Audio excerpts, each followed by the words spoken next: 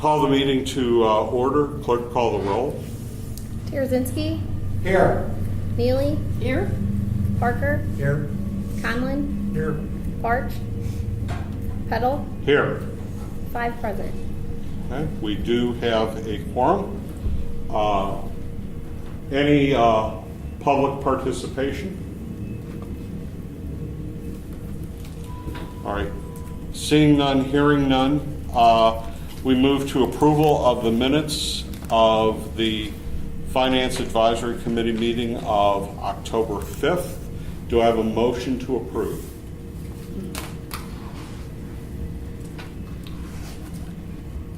Move for approval. Do I have a second? Second. Discussion?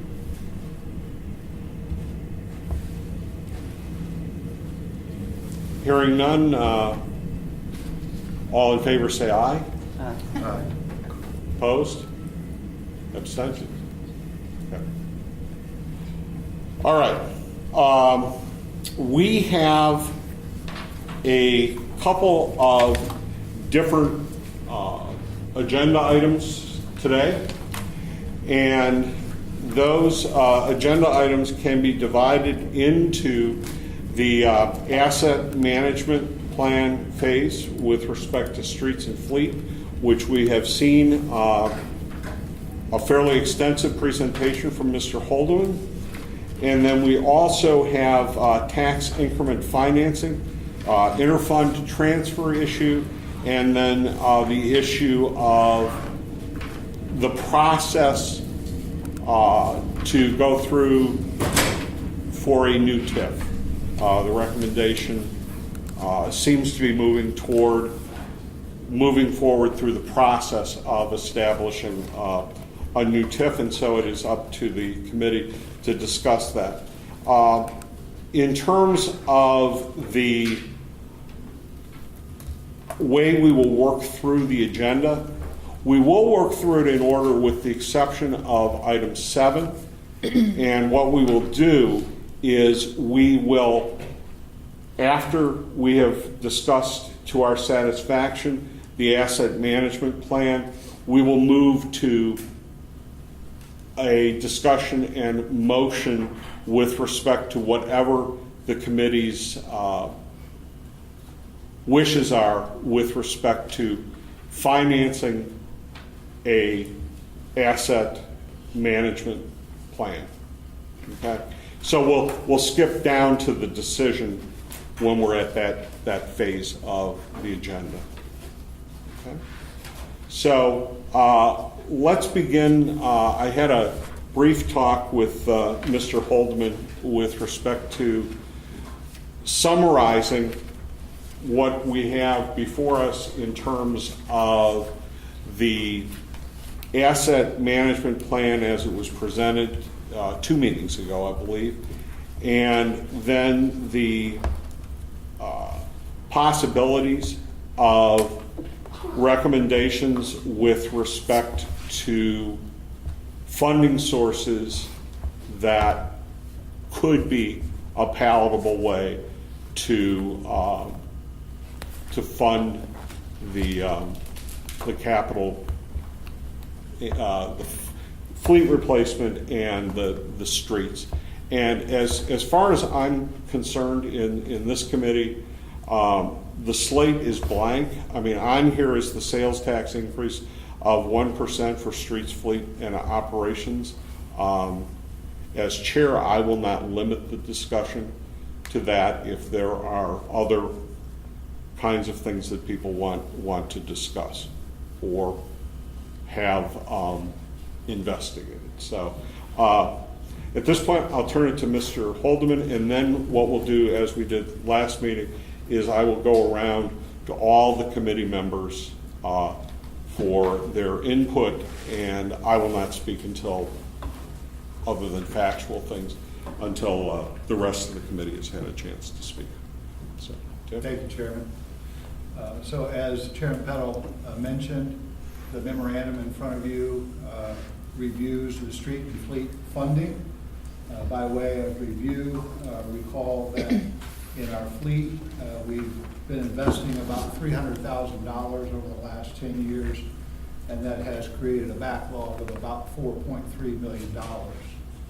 Our recommendation was in the near term to meet our needs with a $1.4 million a year investment in fleet. On the street side, we've been underfunded for about 25 years at about $850,000. To sustain the current condition of our streets would require an investment of about $13 million per year. However, recognizing that that was far and above our ability to fund that, we were recommending at least a near-term target of about $3.8 million. So the 1.4 and the 3.8 combined was about $5.2 million in additional funding for streets and fleet.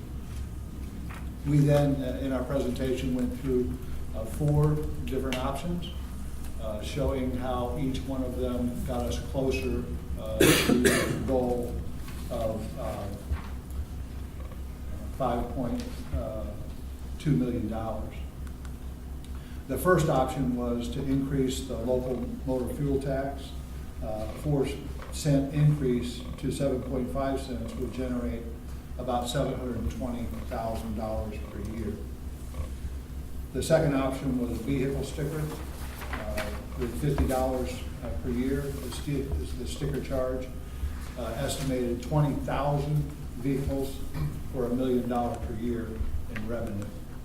And the third option was to initiate a trash hauler fee, looking at about $4 per billing cycle, 6 billing cycles for $24 per year, at about $400,000.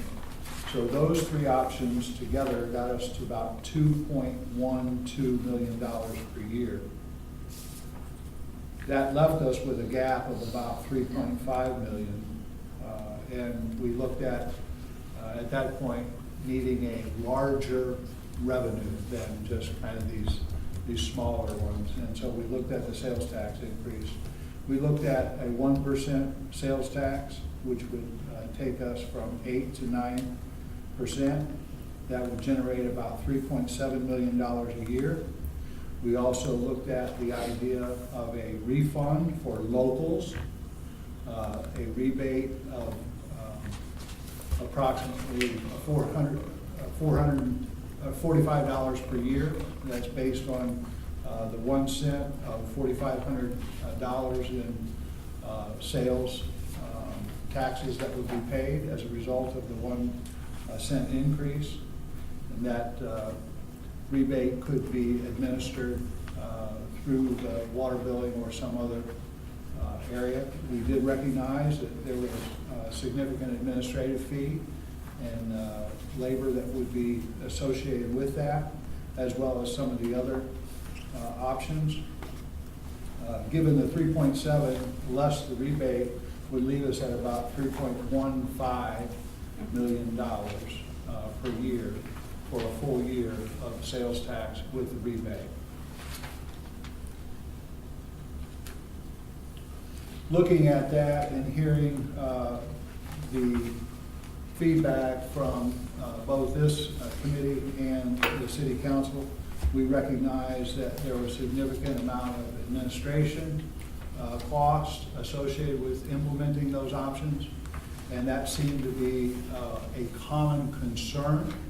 And so we are looking at and recommending to the committee tonight for an increase of 1% of the sales tax without the rebate. That would be a $3.712 million per year increase in our revenue. And the breakout is in your memo of streets, fleets, and operation, where streets would receive 45%, fleet 25%, and operations 30%. The annual amounts are shown. However, this would not be able to be implemented in the current or in 2018, probably until July, and our revenues then would be limited to a 3-month period, and that's why the 3-month amount is shown as a projection of what would be the revenue generated in 2018. 3 months or 6 months? It'd be 3 because of the delay in how the taxes are collected. So. Oh, you mean cash flow? The cash flow would be 3 months? Yes. Okay, all right, fair.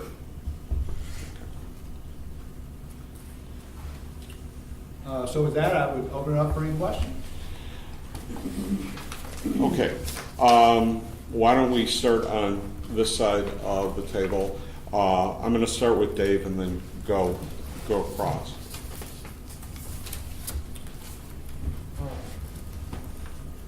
Yeah, it seems like there's quite a considerable need.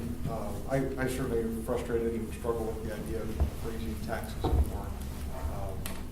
Looking back at the sales tax reports that we have in the strategic plan and others, so I wish I had a better idea on the solution, but I'm kind of stuck. I don't know where else to look other than get the economic engine going better. Do you feel that,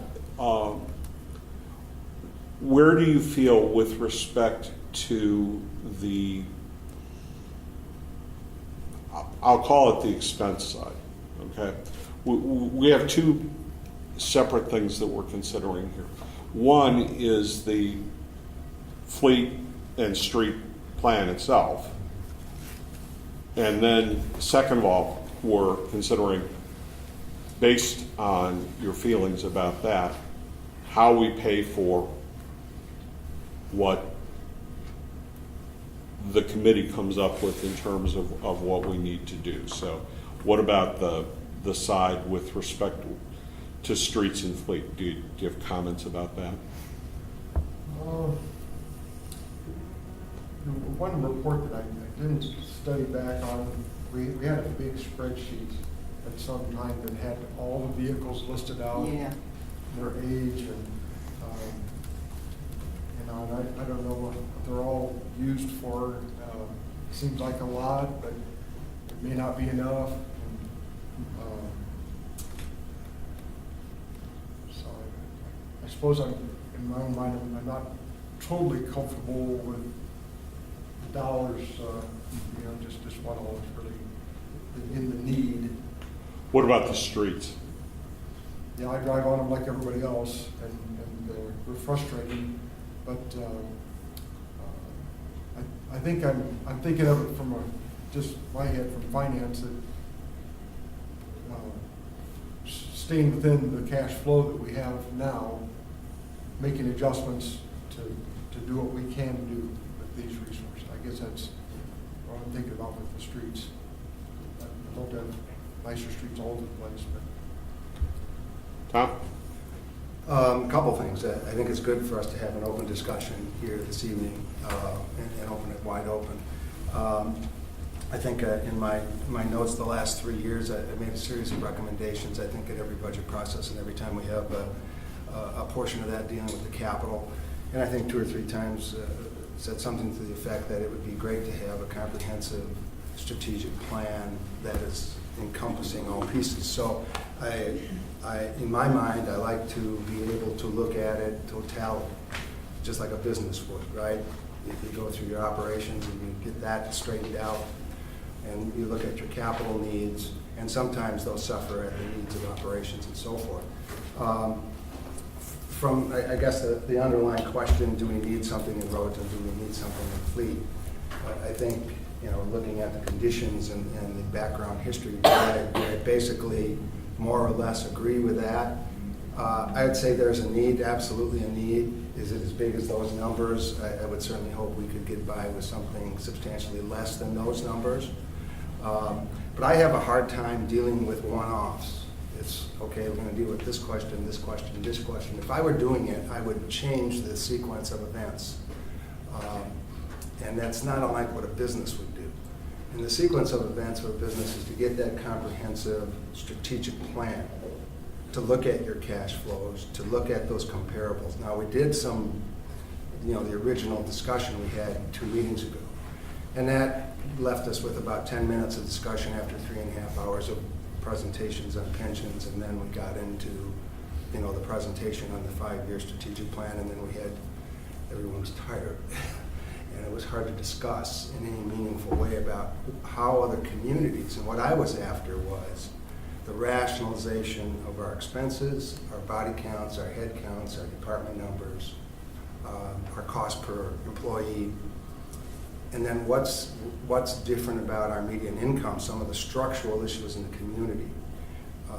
Where do we stand on median incomes? What of that is impacting us, and what are those trend lines? So as I discuss this, I think about the longer term trend lines we've had discussions on. And those trend lines talk about revenues, okay? I think everyone here would agree that the revenue trend lines are at a rate that are less than supportive of operations. Okay, so in the presentation that the staff made as part of the finance, or the 5-year forecast, they had a forecast in there. And they laid out a 5-year forecast, and the baseline said, we're going to have zero fund balance at the end of 5 years, given the assumptions that were part of that forecast. So as I think about the capital, I worry more about, I would feel much better about making a strong recommendation if we had long-term commitments to resolve our operating costs. But I see in here, we're already taking part of the potential discussion on a 1% sales tax, and we're putting it into operations. So it's not all going to capital.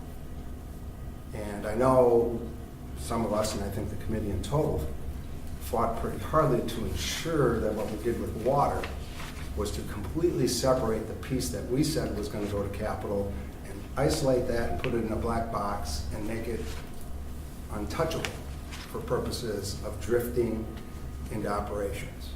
And while I don't know the whole history of 25 years, I've been around here a long time, and I've been involved in a lot of committee work that goes back a long time, and I would say part of the reason you don't have capital money is you have let it drift into operations.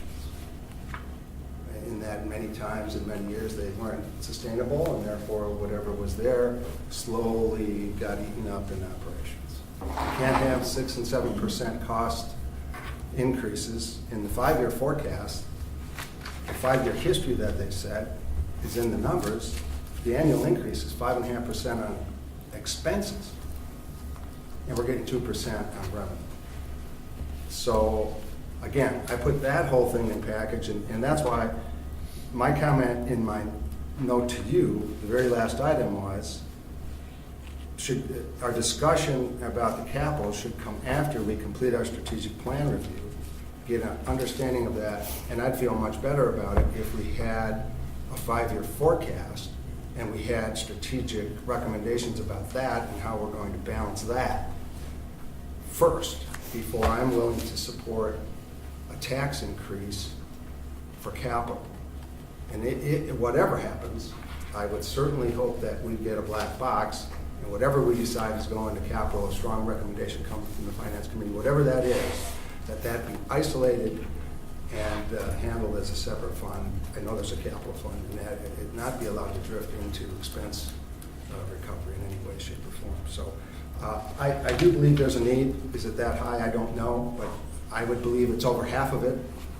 I would like to see us, have $3 million, but I see a piece of that coming from operations. I see other communities getting it done, and that comparative analysis to me is important about what we can do to become more efficient, not necessarily less in services right away, but more effective and more efficient, and then deal with the asset plan. So I guess my comment here was we should complete that and get to a 5-year our budget process, and then iron out the final recommendation on this. This would be my thought about it. And for now, I'll be quiet about that, other than, again, making sure that it goes to capital. Whatever it is, goes to capital. Steve? I guess like anything else, you got two sides. You got your costs and you got your revenue. We're talking about revenue here. The $3.7 million is based on, I assume you did some calculations. A 1% increase, I don't think it's going to affect most people. However, I think about, what about the car dealers, Brad Manning? Somebody gonna go. It would not apply. Doesn't apply? It does not apply. Okay. Car dealers are at 6.25% for everything. That's the main difference between the state sales tax and the home rule sales tax is vehicles are only taxed through state. No. Yeah, yeah, so. Forget I said that. Okay. Well, no, but that's a great point, because a lot of people don't understand that anything you do locally as a municipality doesn't apply to auto sales.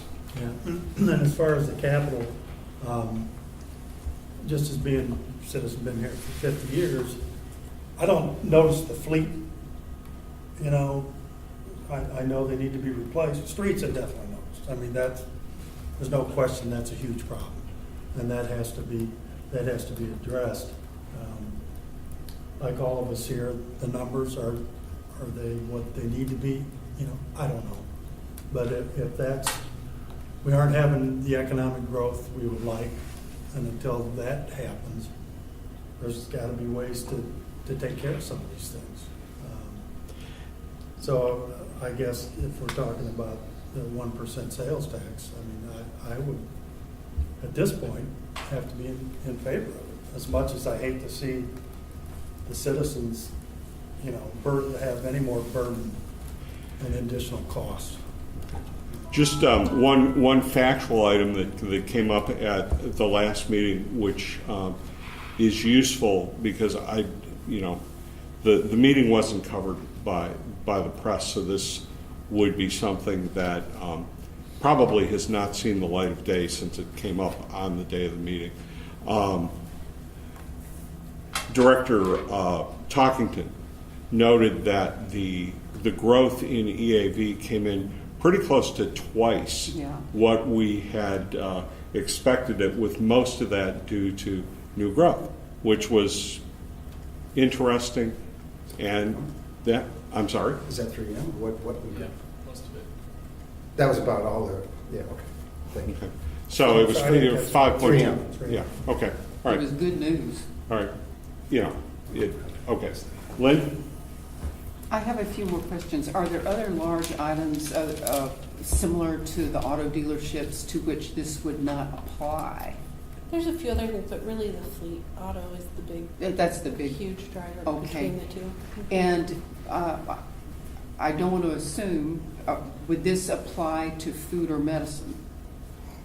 And not to, I think the medicine, No, it doesn't apply to food. No. and medicine. no, because it's the 1% of. Well, okay, Fixed it, okay, sorry. that's what I had thought, but I wanted to be sure. Thank you. But that's the one specific, like, to groceries. It's a little, when we're talking about food. Right. Not paper products and yada, yada, yada. Got it. Exactly. Okay. I'm afraid we find ourselves in the position where we're trying to solve a problem that has built up over years and years and years and years, especially with the roads and with the fleet somewhat. And maybe it's because of the places I hang out, but sometimes at the gym, I'll run into police officers and firefighters and some of the people that work for you in your department. And so, you catch little snippets of conversation, and it's like, oh, that's interesting. And I realize it's just anecdotal, but it does seem as if there are some needs to be addressed that have built up over a great deal of time. It's one of those things that I hate to see, but it does seem as if we're going to need to, my feelings are that we are going to need to do something in addition to what's being done already, because this problem is not going to solve itself. I appreciate what you're saying, Tom, and but I also appreciate what Steve was saying. I tend to be supportive of doing something to balance this out. Our sales taxes, when you look at them and compare them to other places in Illinois or even other states, they're not that bad unless you've got some extraordinary situation, like, for instance, the county where some enormous whiskey distillery would be located, they don't have problems with tax, they're fine. But they've got an exceptionally wonderful source of revenue. That's all. I think we're in a difficult situation, and I appreciate the careful analysis provided by each of the members of the committee. I want to start at a 30,000 foot level. I want to start with trying to hit the big picture, because I agree with you, Tom, that we need to not lose track of the big picture.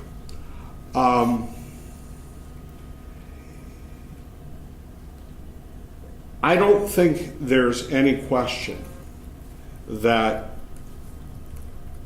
year after year after year, for, I don't know, probably 5 years, we've been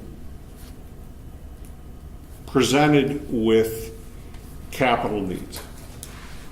And those capital needs have not gotten better with not doing anything. Okay? So I don't think there's an option to just kick the whole thing down the road, kick the can down the road, which in and of itself is a little bit frustrating.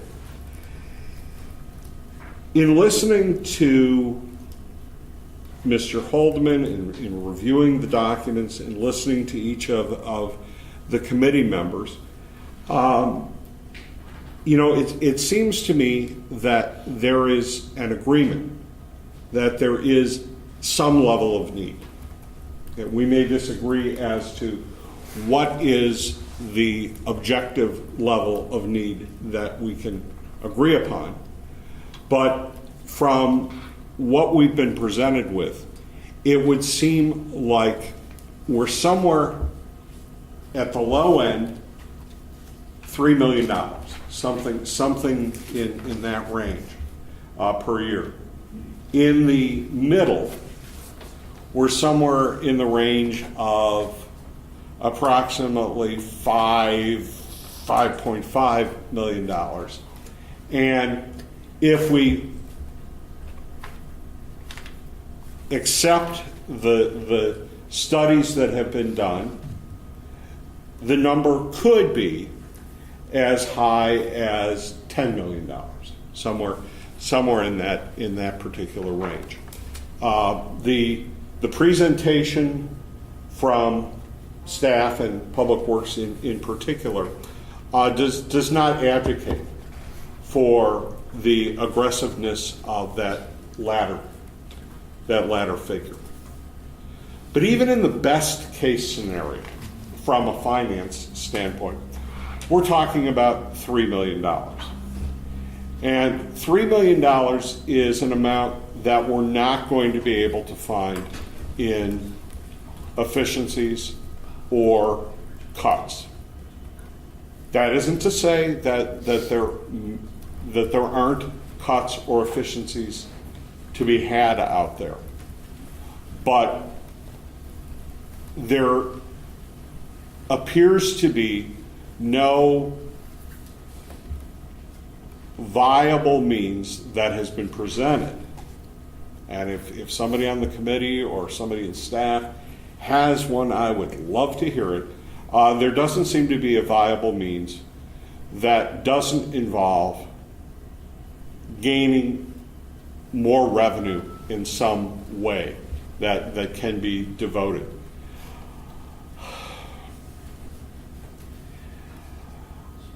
I'm concerned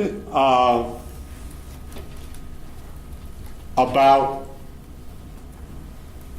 a 1% sales tax increase. And those who have listened to me over the years know that that's kind of a different position for me in the sense that I don't think that you have a lot of transfer sales with the sales taxes at the level they are around here. And unfortunately, what we have is we have a situation where everybody's had to raise their sales tax rates. I like the fact that we removed the rebate, because I think the rebate was going to be a nightmare, and I think the rebate was going to create more problems than it solved. Because one of the things that I can hear, and I would potentially make this argument, is that we hope that as a community with a large university, that we're getting a fair amount of sales tax revenue as a result of student spending and visitors from students. Well, for those that rent in the community, that rebate is small and it's unlikely to be passed back to those renters. So they're paying the tax, and psychologically, they would not be getting the rebate. So I think it's cleaner without the rebate. Now, the issue that Tom raised about operations versus capital, one part I'm 100% in agreement with, and that is if we agree that something needs to be done in terms of revenue for a capital program, streets, fleet, infrastructure of other types, then we need to make sure that that money does not bleed over into operations. I strongly support that, and we have been talking about that, as you mentioned, with respect to water. So there's absolutely no disagreement that we have to have the integrity to protect the revenue source that we choose from being misdirected to things that revenue was not intended for. On the other hand,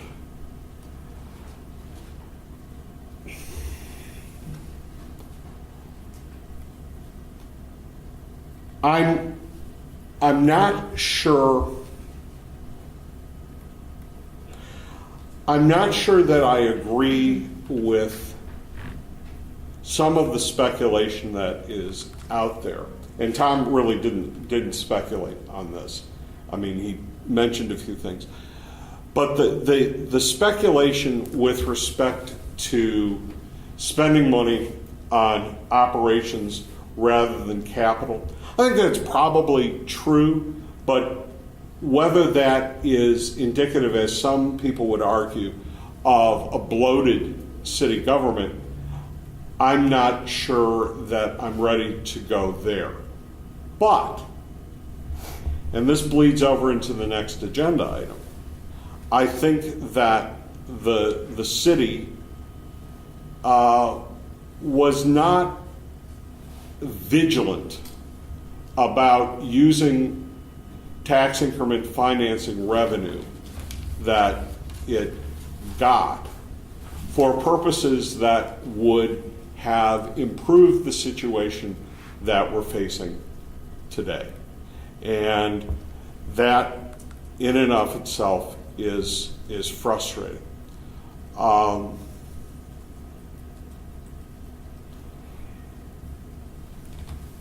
I'm not the person who is unwilling to make the hard decision to increase taxes when they're necessary to maintain city services or city infrastructure.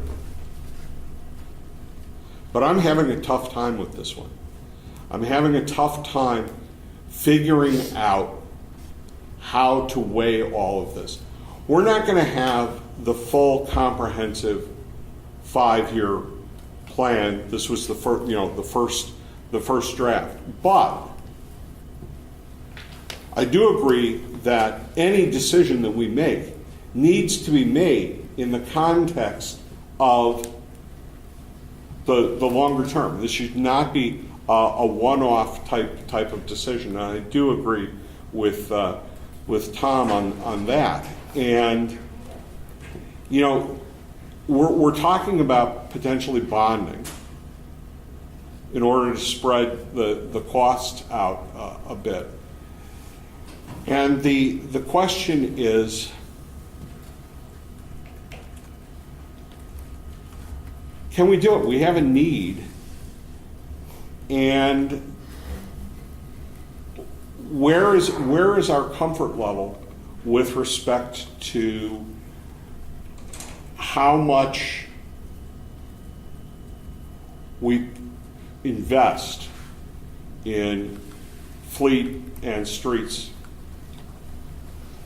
in the plan that we are comfortable with? And frankly, I have not been able to develop a strong position on that. I mean, I know we need to do something. I know we need some revenue, but yeah. Dave? Question, do we know what purpose the 0.5% increase in the sales tax was? What was the story behind that back in 2007, 2008? Why did the city increase the sales tax at that time? And was it for a specific purpose, such as, was it a capital expense, or was it, do we know? You know, that's right before the Finance Advisory Committee started. We started in April of 2008. Do you remember, Tom? No, I mean, all I know is looking back at the history at that time, I don't know that, and I think even the capital spend would show that, I don't know that it was isolated to capital. Well, it certainly was not. Yeah, That it was I primarily think. operations, because shortly thereafter, the fund balance was virtually zero in '09. And now that gets into recession, and that's pre-recession, when that was done. But I think you had revenue problems. Actually, if I'm remembering correctly, okay, I know that in 2008, there was an almost $1 million deficit in the financing of health insurance. And the staff at that point hid it within the city's books, because they said the general fund could not take the kind of hit that would have been reflected by accurately accurately recording. There was I know in April of 2008 there was an $800 to $1 million deficit in the funding of health insurance,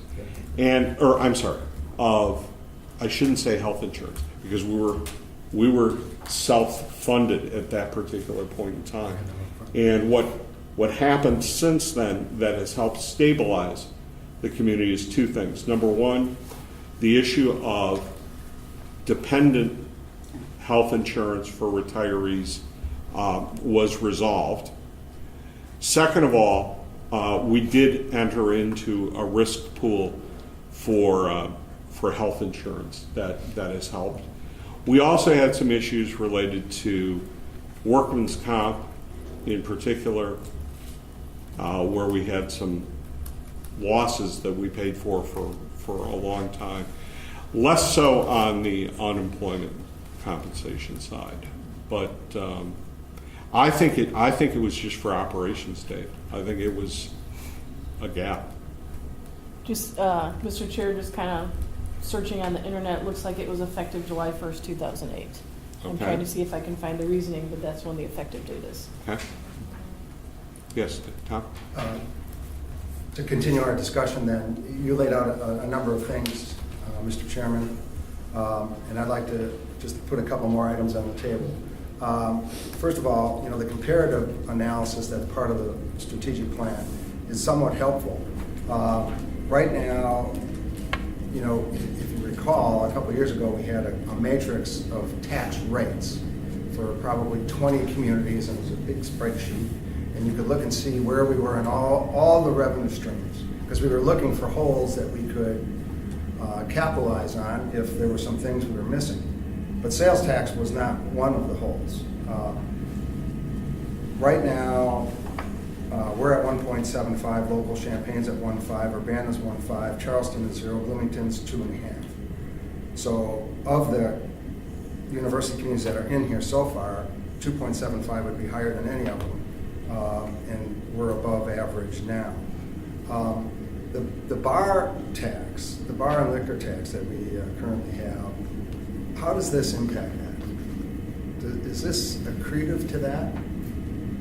So when you go to a restaurant, you would pay sales tax plus the So, restaurant market. okay, so now we're at 10%, so the local bar and sales tax would be 11%. Correct. If you Correct. went this way. Okay, I just wanted to understand that. So comparatively, you know, my recollection of that is that when we look across all the sales tax, or all the tax and revenue cases, we were not low. We were probably average to above average. And I think median income has something to do with that as to what our opportunities are. EAV is weak and probably not going to improve, in my opinion. You can talk about 3M, but that's, to me, it's nice, it's a one-off deal, but when you talk about average homes and what's going on. Average homes have been going up in value, Tom. Yeah, I know, they're so far down. Yes, no, that's fair. That's fair. I mean, a lot of the countries above where they were in '07, we're still down 30%. Maybe we rose 3. Well, we're not down 30, but we're down. I just look at my own, Yeah. all right, and where it was and where it is. Mine's down less than 30 is not that far away. 25 anyway, Yeah. All right. just for purposes of. Well, anecdotal that's evidence. because you're living there. Yeah. Yes, right. I'm not keeping it up. To get to your other point, and I think you came around to almost something that I said was, you don't know how to get there, it's uncomfortable, and it's not isolated. We're talking about a substantial raise in property tax, just for the pension, Correct. right? Substantial. And the staff at one point wanted to have 900,000 corporate on top of that. Now we're going to substitute, take that off the table, I guess, and substitute this idea here of putting some operating into here to improve the operations side of things. The 900,000 in corporate was never for operations, correct? No, in the 5-year plan, there's Yeah. a general fund stabilization they talked about. Yeah.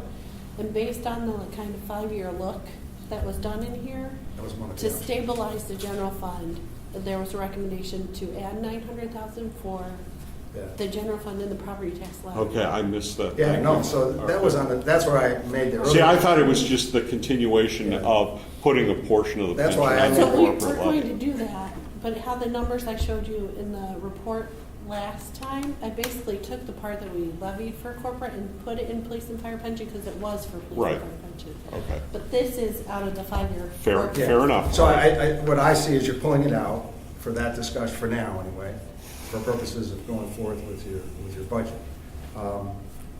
So you can't isolate what's happening with all of the taxes. And in 20 minutes, we're going to talk about TIF and how we need to raise operating costs, operating taxes to replace that portion of TIF revenues that are coming back to general fund. And that's not a small number. That's another 800,000 if you wanted to replace it all. And I guess that's maybe where you got the 900 would surprise me. Because that's about what that number is, cumulatively. So we're going to deal with that. And that's why I'm uncomfortable, saying it again, uncomfortable with making this decision first without getting resolution on substantial tax increases if they're going to be passed for purposes of operations, pension, TIF replacement, et cetera. Those are all significant in addition to this discussion. Well, the tax levy, the levy had to be done first because of. I understand the for that. Other than recommendation. that, The recommendation was put on the table. Yeah. I was hoping it was a placeholder for a final recommendation. for another discussion. Tom, you know, with full respect, okay, you have a lot of influence in the finance of government in this community. And I would plead with you to please tell the school district that they owe the taxpayers $10 million. Oh. And that would make a big difference. You talk to the city, you know, about compromising on using capital money for operations. The school district took $10 million of capital money that they got from the state and they got 20, they put 10 into operations. So right there is $10 million that's owed to the taxpayers from the largest portion of the tax bill. And I know that you have a voice that can be heard. I think it's important that we not forget that the totality of the tax bill matters. The totality of what the city asks of citizens, residents, visitors matters.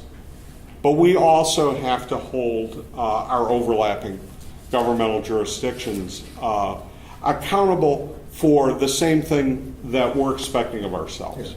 Well, I never supported them spending the $10 million, but most of that did go to capital in their own structures. But Okay. but when you bring that up, you even though they're refinancing their bonds and they're going to reduce the large increase that they were going to be having to pass through, it's still going to be an increase, and it's not insignificant.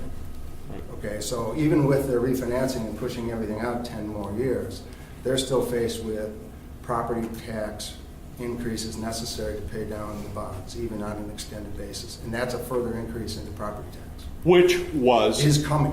which was a poor capital decision on their part. And that, you know, You're talking this- about the 20 million? No, I'm talking about the fact that they built a high school against the demographics. Oh. The demographics changed, and so they overbuilt in terms of the cost. And then in addition to that, and there are a lot of governmental units that did this, and so I'm not picking on the school board exclusively, but the growth that was supposed to help pay for hasn't happened yet. And so we're all in that particular situation. Now, the one thing, and I don't want to be a Pollyanna, okay, but there is one thing that would help all of us, and that's growth. You know, you could grow your way out of this issue in a lot of different ways. Increased retail sales, increased property values, increased new assessed value. That's the only reliable and sustainable way that we're going to be able to move forward. And I don't think there's anybody in this room that's able to do that on their own.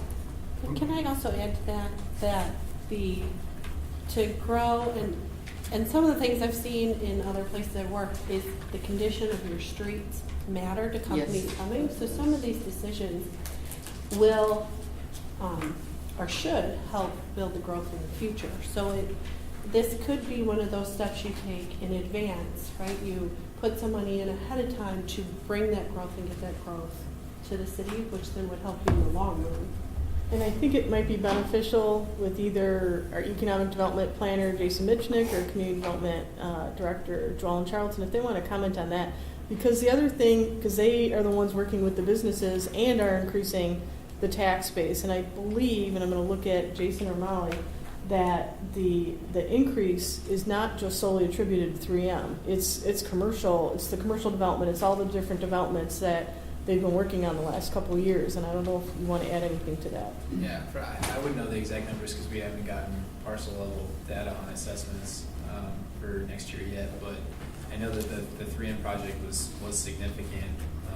You know, the building ended up selling for, I think it was $67 million.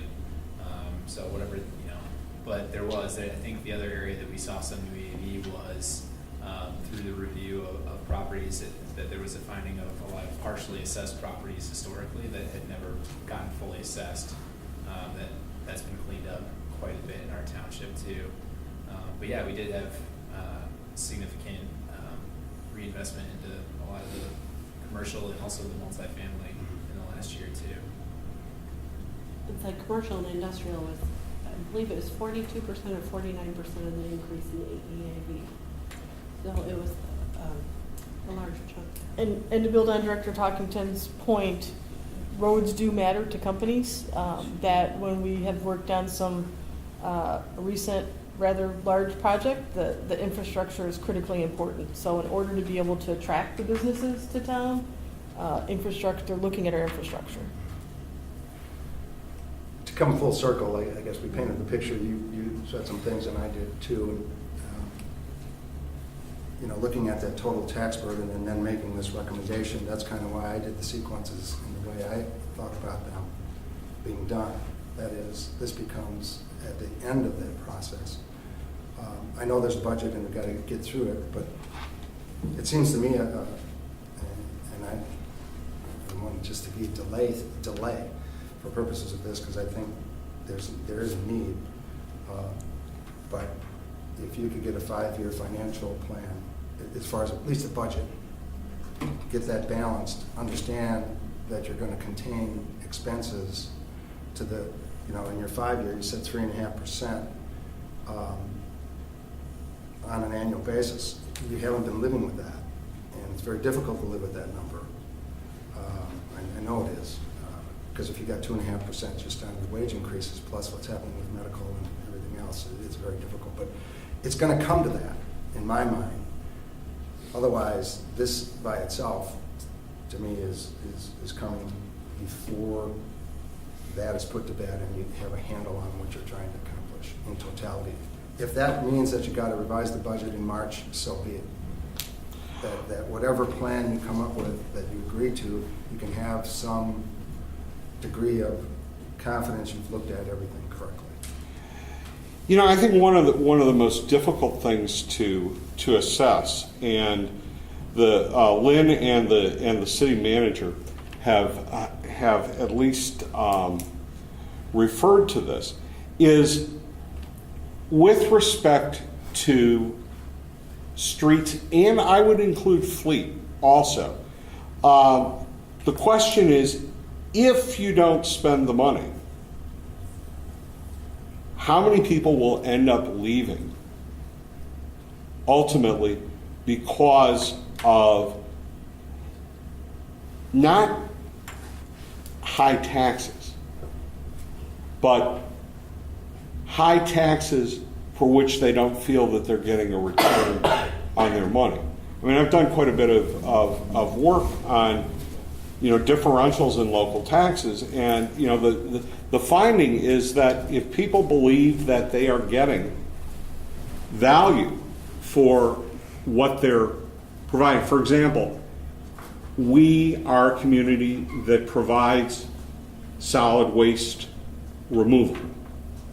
Not every community does that, but each resident pays less for solid waste removal than they would if they tried to individually negotiate a contract.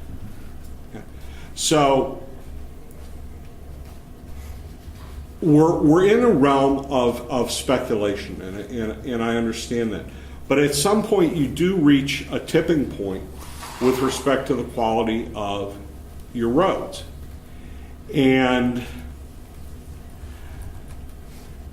you also run at a tipping point with respect to your fleet. Now, Rockford has never been the most fiscally strong community. Now, things have improved a little bit with respect to their ability to put in some non-home rule additions to their sales tax. But I was saying to city manager and some people before that the meeting that I went up to an event on Sunday where there was a Rockford Fire Department, one of the big ladder trucks, which, as we know, because we've dealt with it in the committee, those things new are about $1.2 million. We bought a used one, or we were in the process of buying a used one. Well, I'm sorry? Did you? Oh, okay. That was one of 4 that they had in reserve, and they have 4 active, okay? To be in that kind of a situation. I mean, we're just a little bit below 25% of the size of Rockford. So, I mean, that's a comparison. You don't want your ambulance to break down on the way to a call. You don't want a truck to go out on a call. Okay. And you never know what's going to happen. Investing in your fleet is important because you never know what's going to happen. I could tell you a story from a fire chief from this summer, but suffice to say that there was an accident involving a fire truck, and it took out that fire truck. And then the fire truck from another community that was responding to the original call got T-boned by a truck, and they lost that vehicle from another community. So it doesn't take much when you're actually as lean as our fire department is. And the other thing, I would encourage the committee and members of the community to look carefully at city vehicles that are being driven around. And I am shocked. I wouldn't say shocked. I find it very interesting how many vehicles I recognize that have been repurposed. And there are tons of repurposed vehicles that the city is using rather than buying a new vehicle. They're taking something that's a fire or police vehicle and repurposing it to another use in the city that doesn't have the same kinds of requirements in terms of usage or in terms of reliability. Yeah. Mr. Chair, if I could add just a couple of comments. I'm looking at, I want to just talk on streets to give you a perspective, this dollar amounts and also a little on vehicles. So I'm looking at page 15 of the asset management plan, or the 5-year financial plan that include the asset management plan. So when Director Holdeman first presented this, he identified 8 different scenarios resulting average expenditures. Option number, or scenario number 5 was resurface entire system over 20 years, $3.8 million. So think about that. So in the scenario that you were talking about, if you spent $3.8 million a year, you're telling residents that we will resurface the street in front of your house once every 20 years. So if you go below the 3.8 million, then that time period is longer. So if you go higher, then that maybe it's 19 years. So that's point number 1, to just kind of give you a point of reference of what does $3.8 million per year get you. You get your street repaved every 20 years. On vehicles, I would say streets, you see it. I think we're at a critical stage. I will tell you, we are definitely at a critical stage with fleet. There's 3 department heads here that could speak to it. Chair Puddle, as you talked about an ambulance breaking down, we've had it happen. So Chief Hicks can talk about that. Chief Lowry can talk about having vehicles breaking down at crime scenes because they're not working. Director Charlton can talk about a vehicle that only goes forward, cannot even go in reverse. Well, isn't that what we're trying to do, is only move forward? Yes. Not- So we have a vehicle that represents that. I think Chief Lowry told me the other week about one of the doors on one of our vehicles in the police department that was not closing. It had an issue with it. So these If we are, got the OSHA violation truck cleaned up with the fumes, I Remember believe- that one in from 2 or 3 Public years Works. ago? I believe we did. Public Works, I hope. Yeah. That was The- before you were even on the scene. Yes. That was like, oh. I believe we did. So, and then just your comment in regards to Rockford, I'm also reminded of other conversations with Chief Hicks of your ISO rating, and that communities get rated based upon vehicles that you have in the fleet or vehicles that you have backup in the fleet, whether it's a ladder truck. So part of Rockford's strategy may be to increase their ISO rating to lower the insurance rates for the residents. So, That makes sense. and I'd be happy to have, any of the department heads elaborate, but I can tell you we are at a critical stage of vehicles, and I hear about it constantly from them. You don't see it as much being a resident as you feel it when you drive a street, but we have some severe problems with our fleet.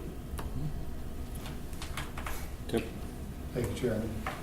I would just draw attention to the connection between the condition of our capital assets and our operating cost to maintain those assets.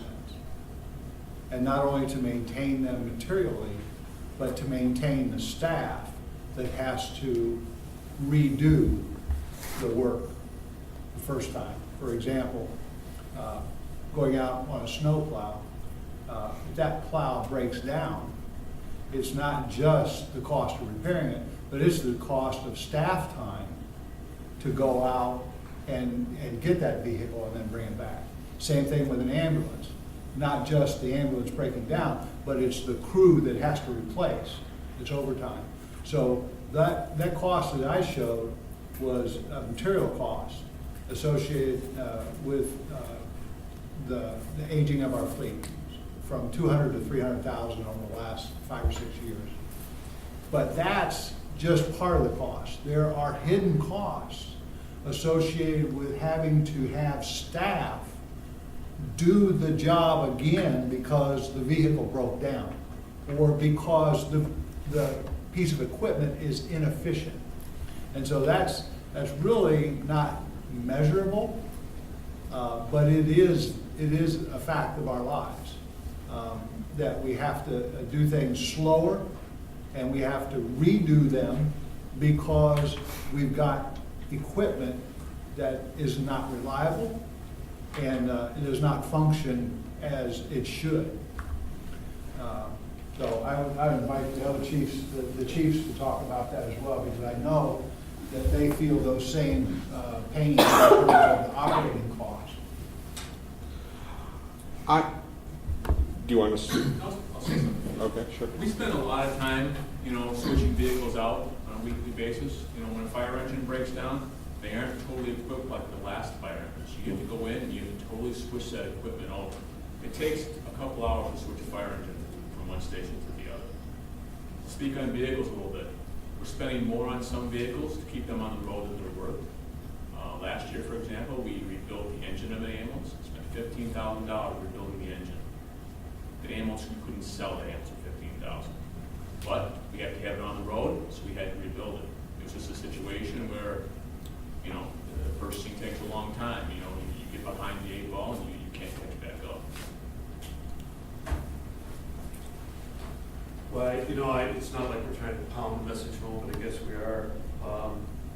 Right now, 14 of the police department vehicles are over 100,000 miles. We just had to have one go completely down, an older Crown Vic that's no longer serviceable.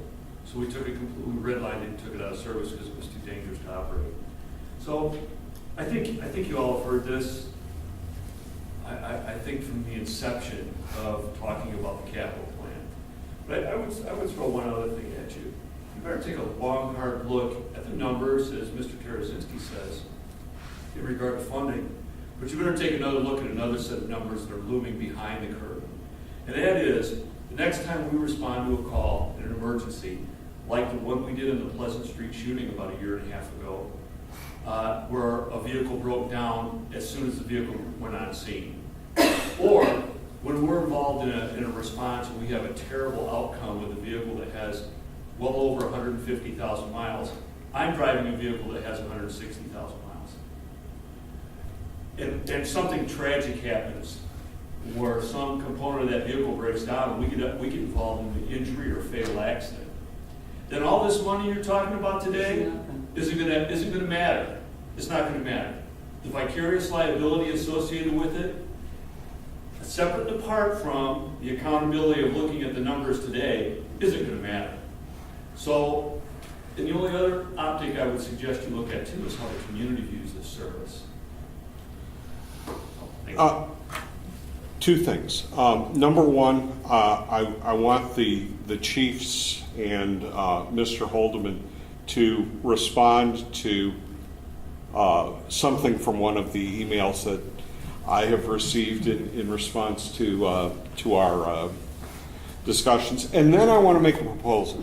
I think I have a potential proposal that can globally deal with some of the issues. So, got a citizen who writes, I drive a 2001 with 256,000 on it. If that's good enough for me, the city should be able to do that too.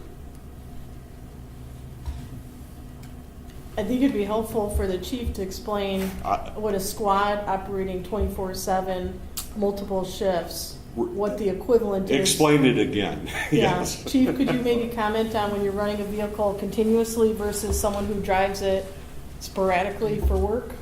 Well, we basically have 15 frontline patrol vehicles, many of which are extremely high mileage.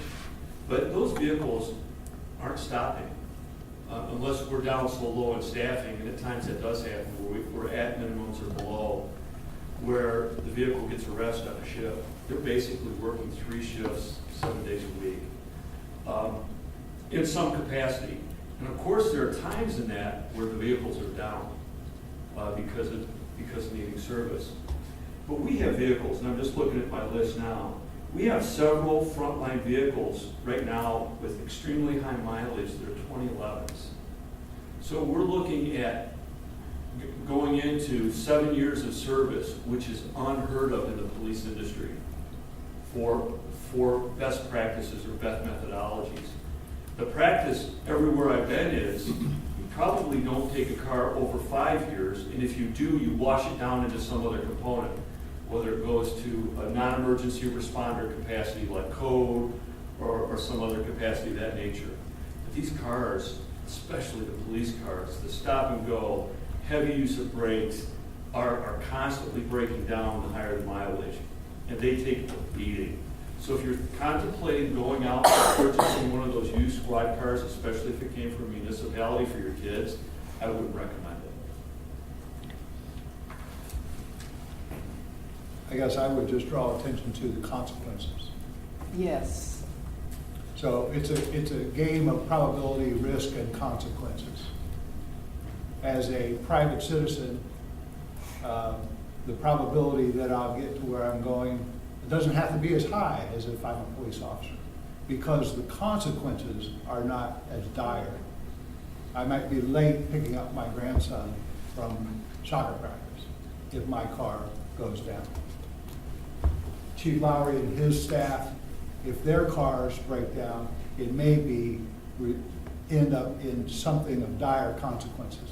And there, I think, is where it's apples and oranges. You really can't compare because of the consequences.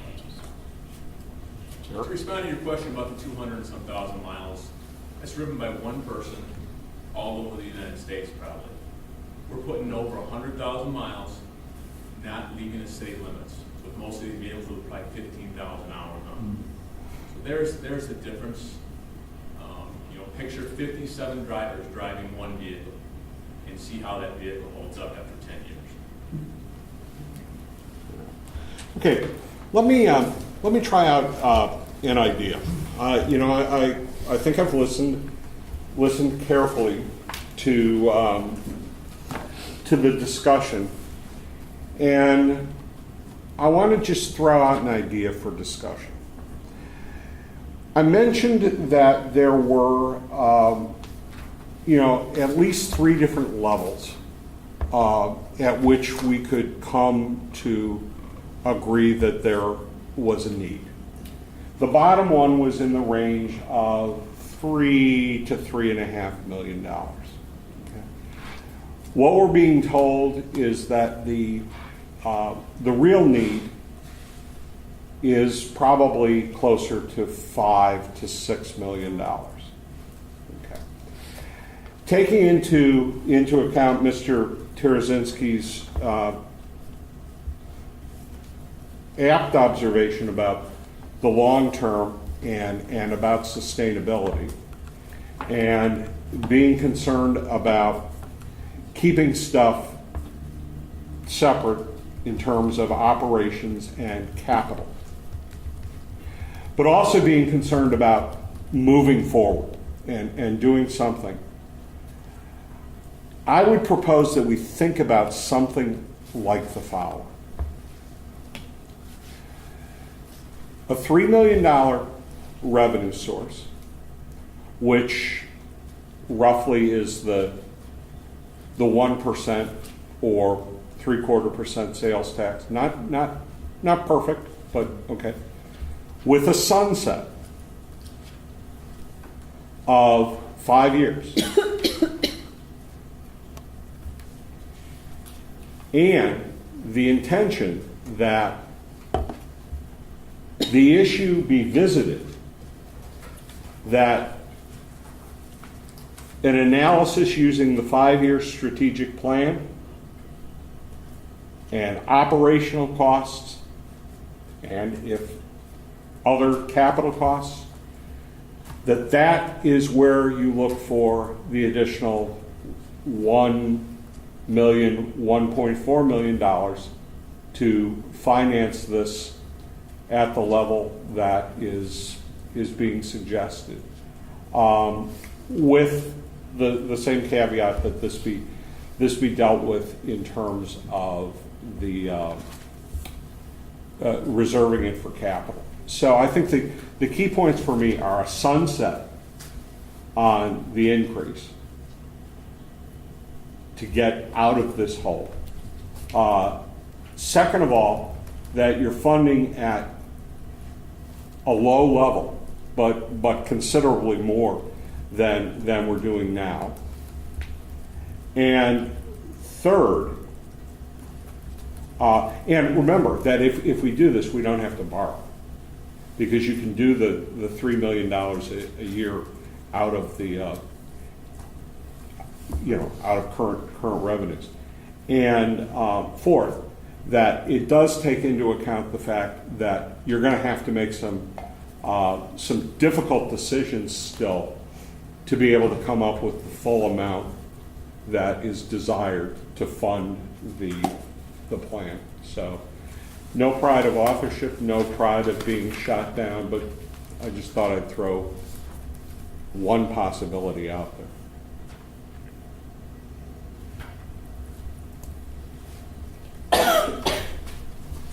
Go ahead. Go ahead. No, I just have a question. We've been talking about the additional need of revenue, which is pretty obvious. And I know we're in probably the twilight of the budget process, I'm guessing. I'm relatively new here. No, No. we're still pretty. We're just starting. Oh, Yeah, we haven't seen it. starting. We haven't seen the budget yet. Yeah, We haven't seen it. and going back to what you That's- said, that's we're what talking about the yeah. 1.1 going to operations. What about the cost side? I guess that's the other area of making ends meet. You're talking about the operating budget. Yeah, the operating budget. So if you need additional, if you want to make ends meet, you got two choices: increase your revenue, Cut reduce your your costs. It's really, Well, at this particular stage, okay, I'm not compelled, and I know that I know my friend Tom, I think would feel the same way. I'm not compelled for a tax increase for operations at this particular point in time.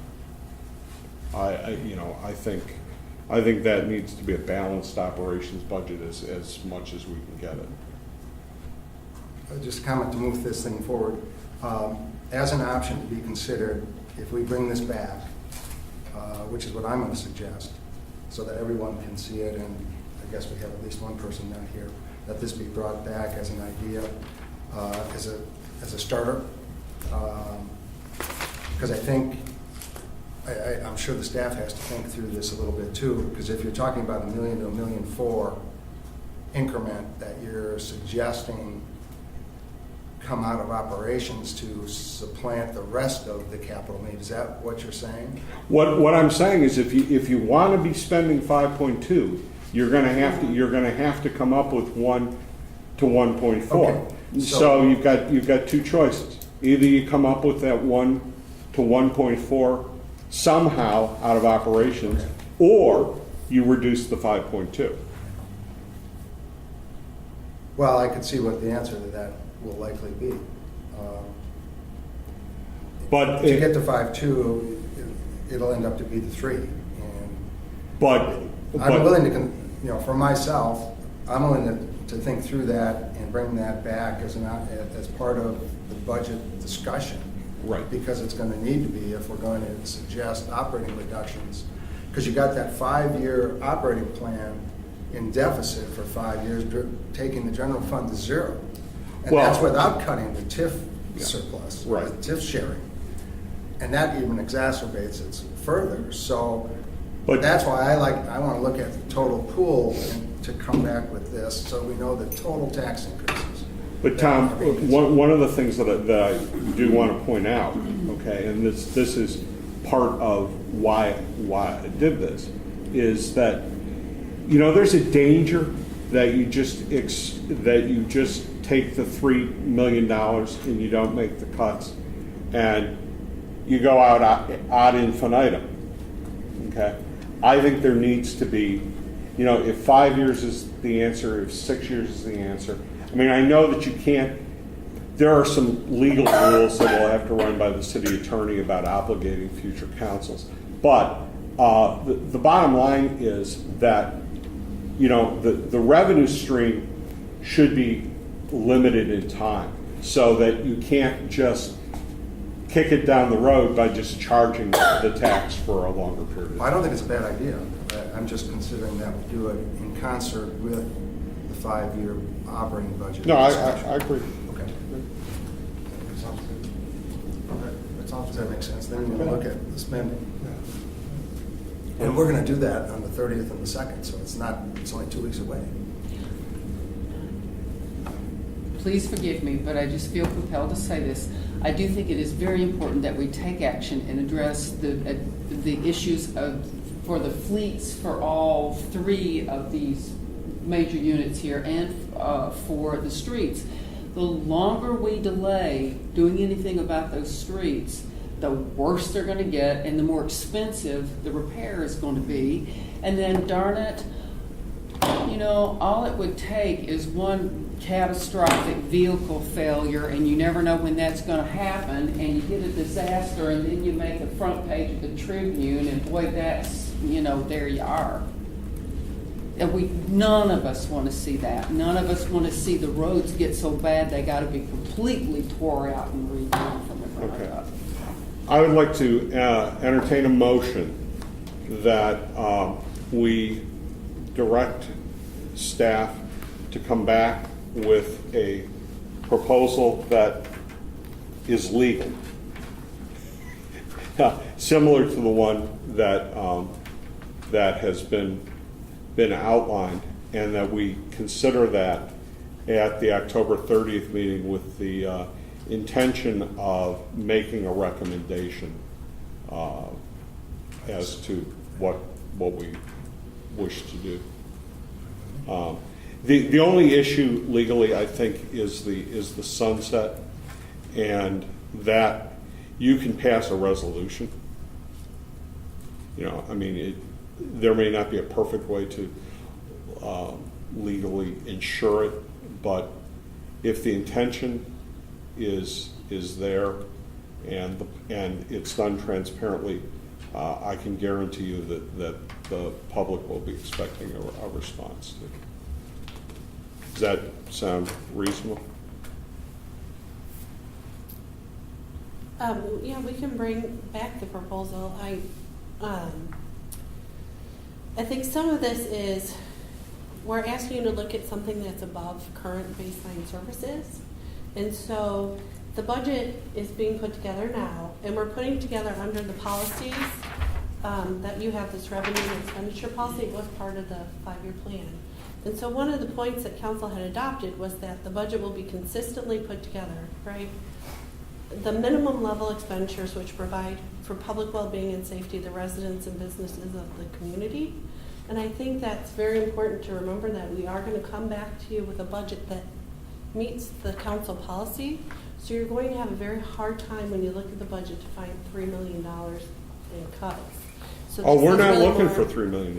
Okay, so it's really more of a revenue discussion on this one, because it would be a service enhancement, I think. I don't view streets and fleet to be service enhancement. I mean, this is capital. If you are already deficient, which I think I would support that we're already deficient in streets and fleet, then what you're doing is you're restoring the quality of your infrastructure to where you want it to be. So I'd like to be clear on what you're looking for. I took detailed notes on what you stated, Chair Peddle. Are you looking for a breakdown of, if there were to be a 1% sales tax increase, how those capital costs would be allocated between street and fleet? No. There's one thing that I would really like to know. The estimate is 3.7 million. You said the I 3/4 think. of a percent. 3,712. So I'd like to know what 3/4% Oh, would 3/4%. produce, would produce also. I'm trying to get us to around 3 million. So we're talking 0.75. It may be 0.75. You can only do it in quarter percent increments. So 0.75 and 1. So you're looking, so clearly state what you're looking for. I want to make sure we understand. Okay. I want to know how much using your model and assumptions, how much a 0.75% percentage point increase in the sales tax would produce. We know what the estimate is for 1%, but I'd like to know what the assumptions are that are to produce that. Third, I want to know what the restrictions are, if any, to put a sunset on those dollars. Okay. And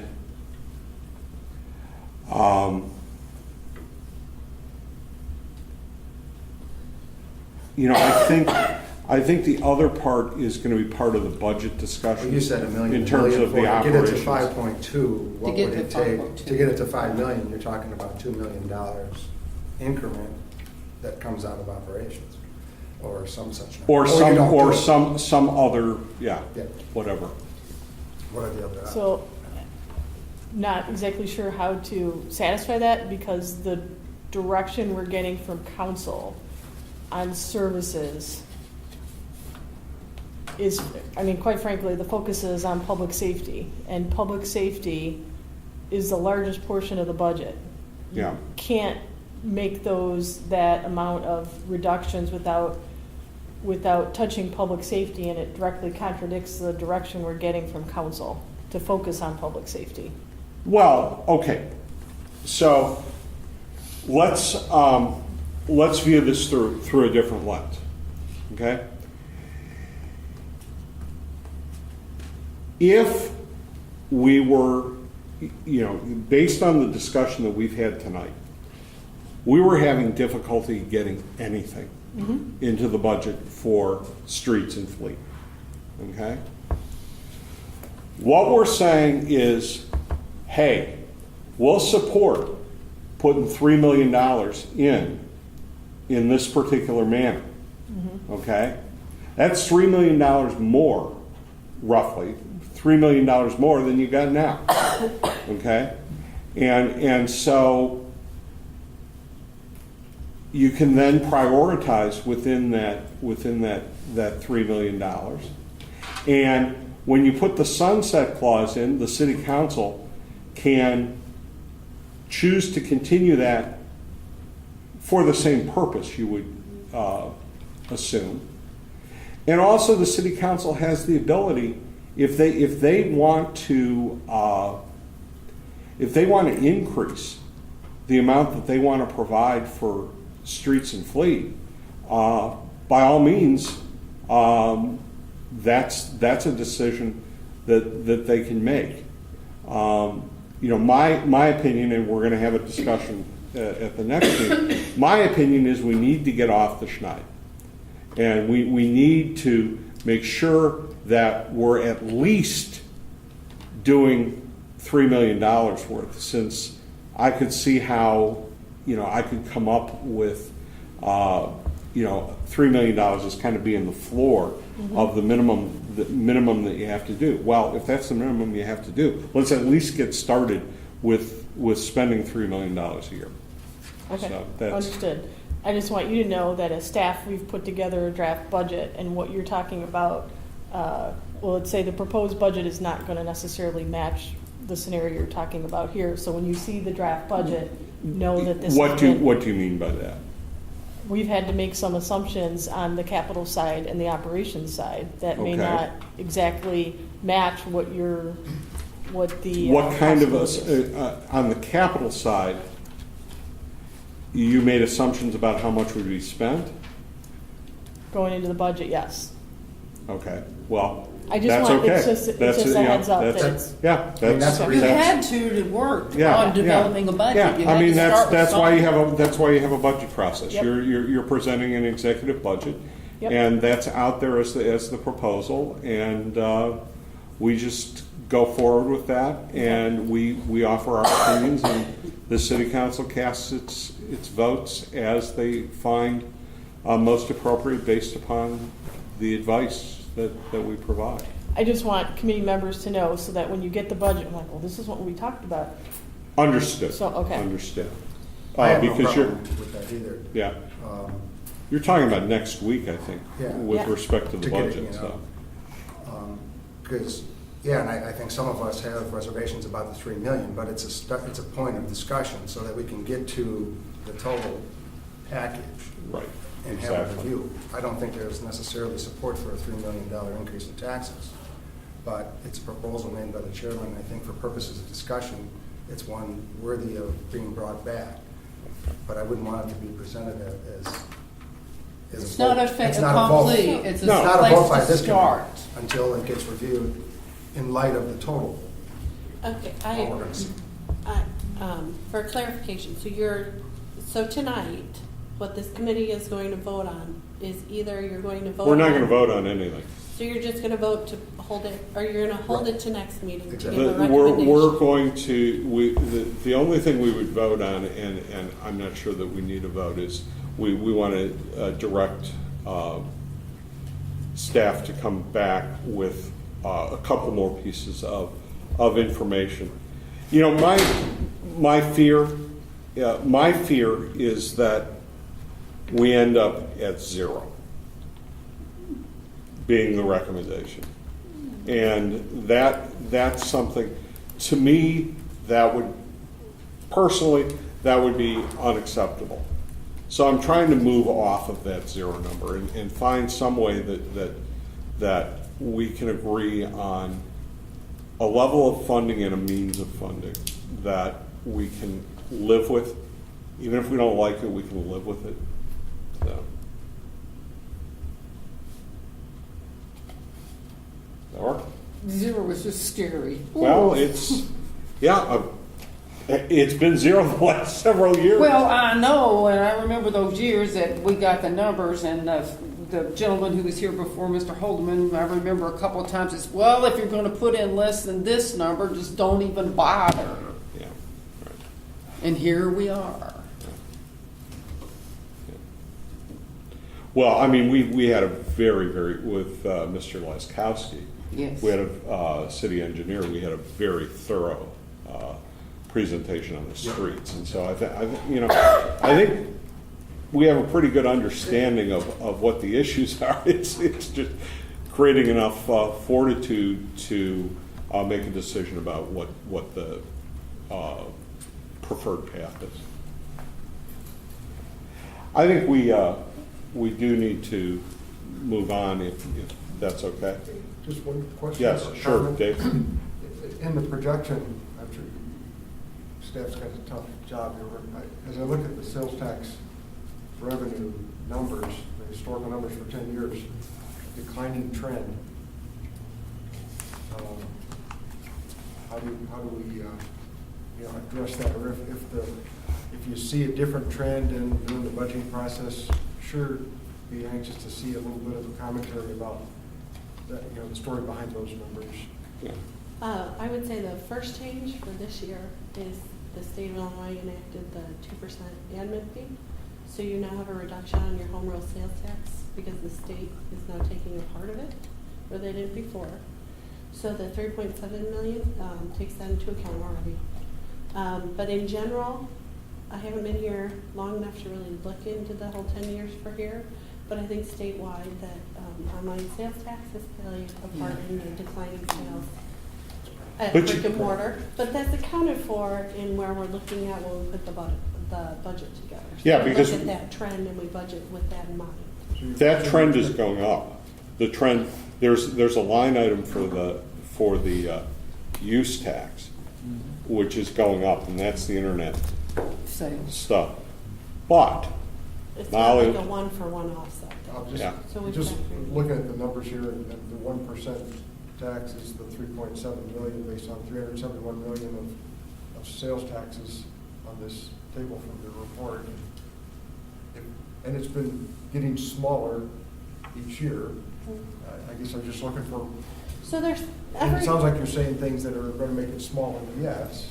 right, and so you take account for that when you budget each year, and in the 5-year plan, I know when Jeff was working on it, that with Ellers and the different staff members, they took into account some of that, what you're seeing, the trends, when they had done projections here. But each revenue that the city has kind of has its pros and cons, right? And so sales tax is a more volatile revenue, right? It depends on the economy and different things that kind of go into when people are going to go and purchase things.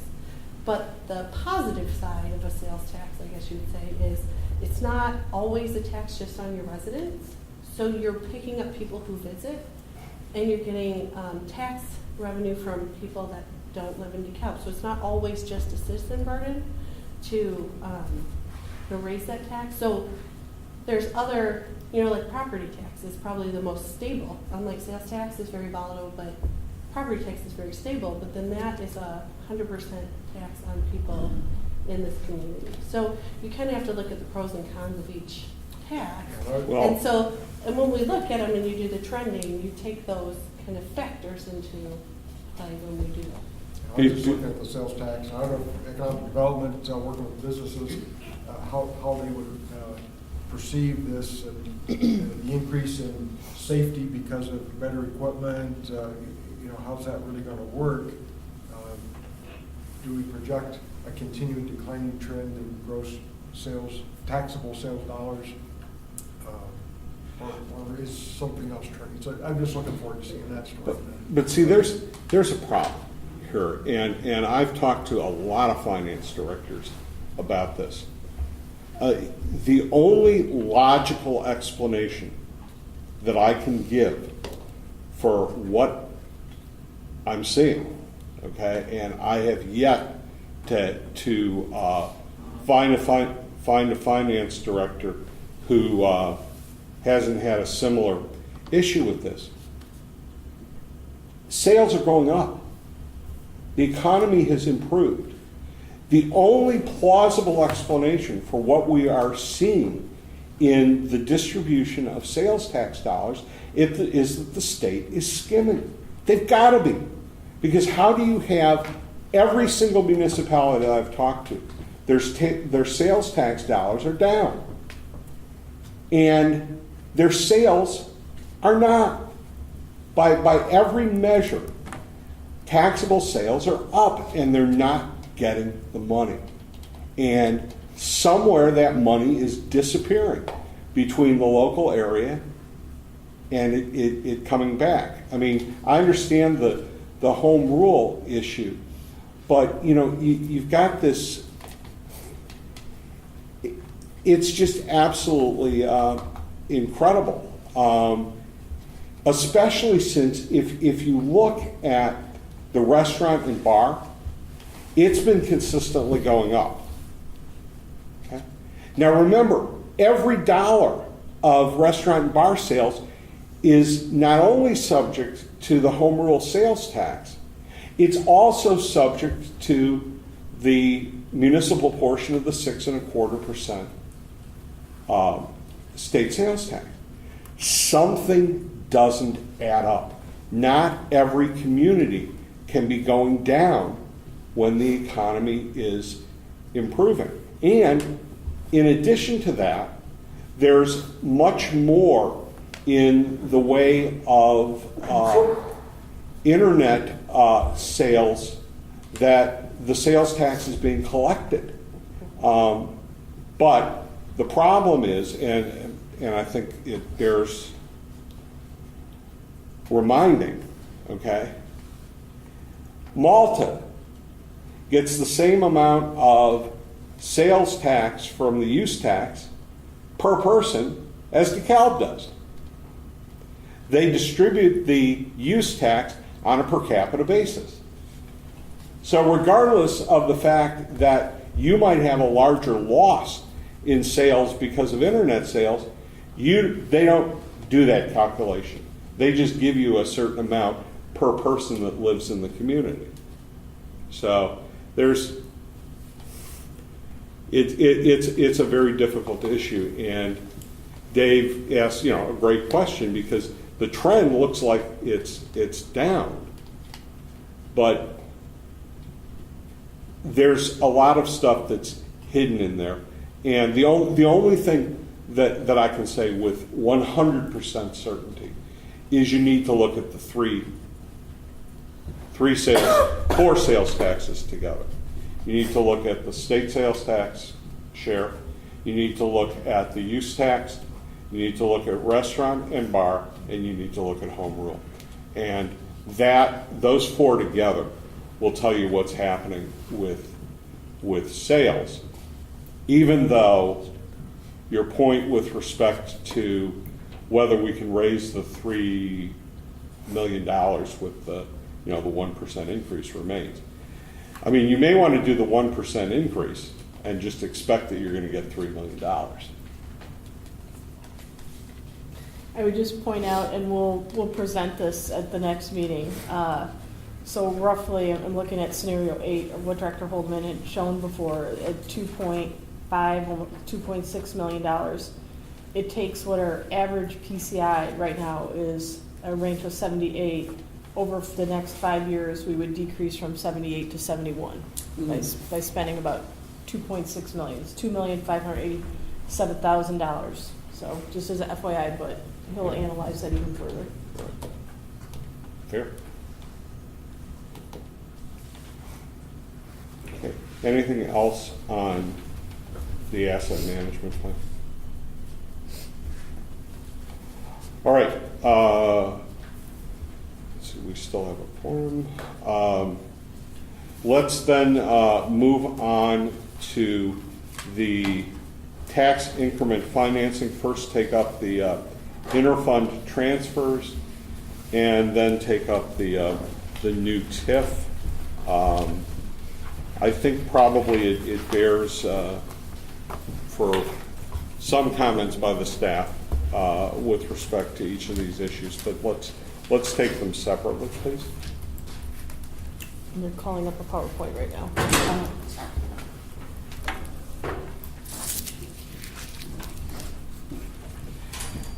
Is there a way, and this is something that was a concern that had been expressed that I do have some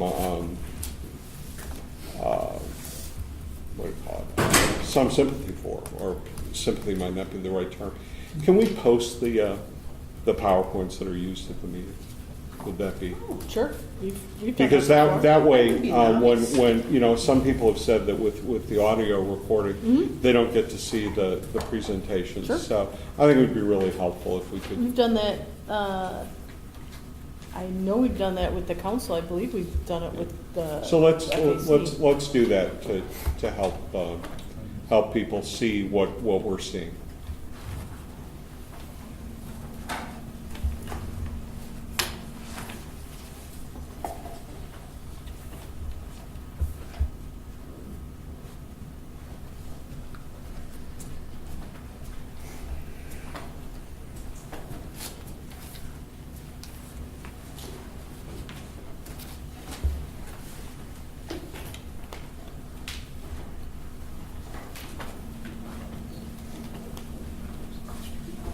Yeah, there's water in that cooler. That works pretty good. It's cool.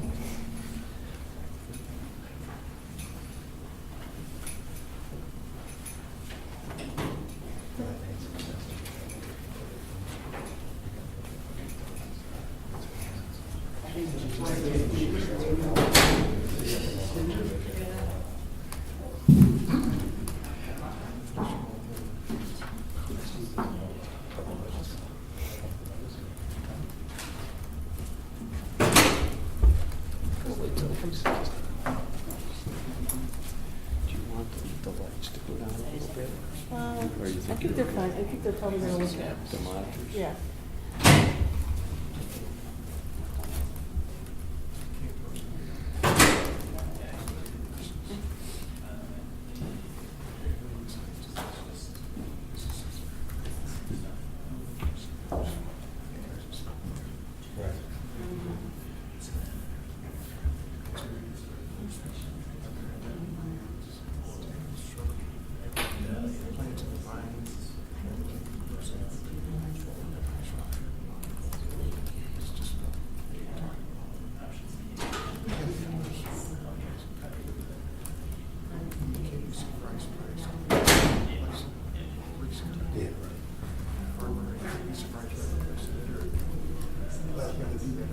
Yeah, the strangest thing about it is that's why you can simply take $100,000, $10 million. That's what it's supposed to be. Right. That's an emergency program. So I don't, I mean, I understand all that's activity.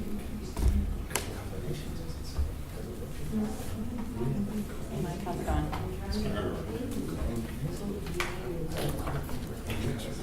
Mr. Chair, if I could just tell you that this is for the public and for the record, that if you look at the city's website, under the Finance Advisory Committee on that page, there's a breakdown of agendas and minutes, overview, presentations, recordings, and, excuse me, related municipal code.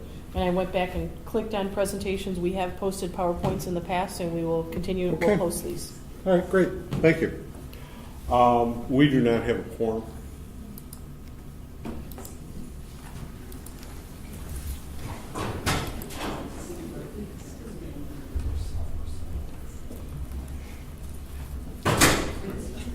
We now have a quorum.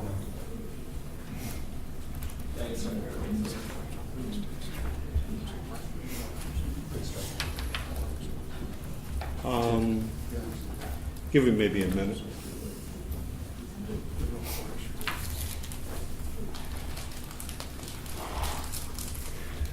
So that's a category within the, because I always go to.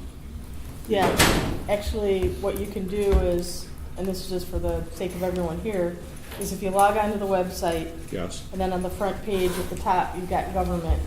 Yeah. You Yeah. click on boards and commissions. Right. Oh, And then it gives you the option of any of the boards and commissions. And then you click on Finance Advisory Committee. Right. And so that page then gives you the breakdown of whether you want to look at the minutes, whether you want to look at the Or PowerPoint the presentations, agenda, or listen to the audio. okay. Now, interestingly, I would never go into the website in that particular way. So that's, I always go in through the Open Records portal. Yeah, and this, And it's not, I don't think it's there if you go in through the Open Records portal. no, which So- is why I wanted to bring it up, because Yeah, there. I appreciate that. You've got a whole, every meeting that we had, like, Yeah. looking at 2015 and 2016, every presentation has been posted there. Excellent. I go in that way all the time. Okay. So you go to government and then boards and commissions. Okay, Yeah. great. Learn something. I love to learn. Okay, please.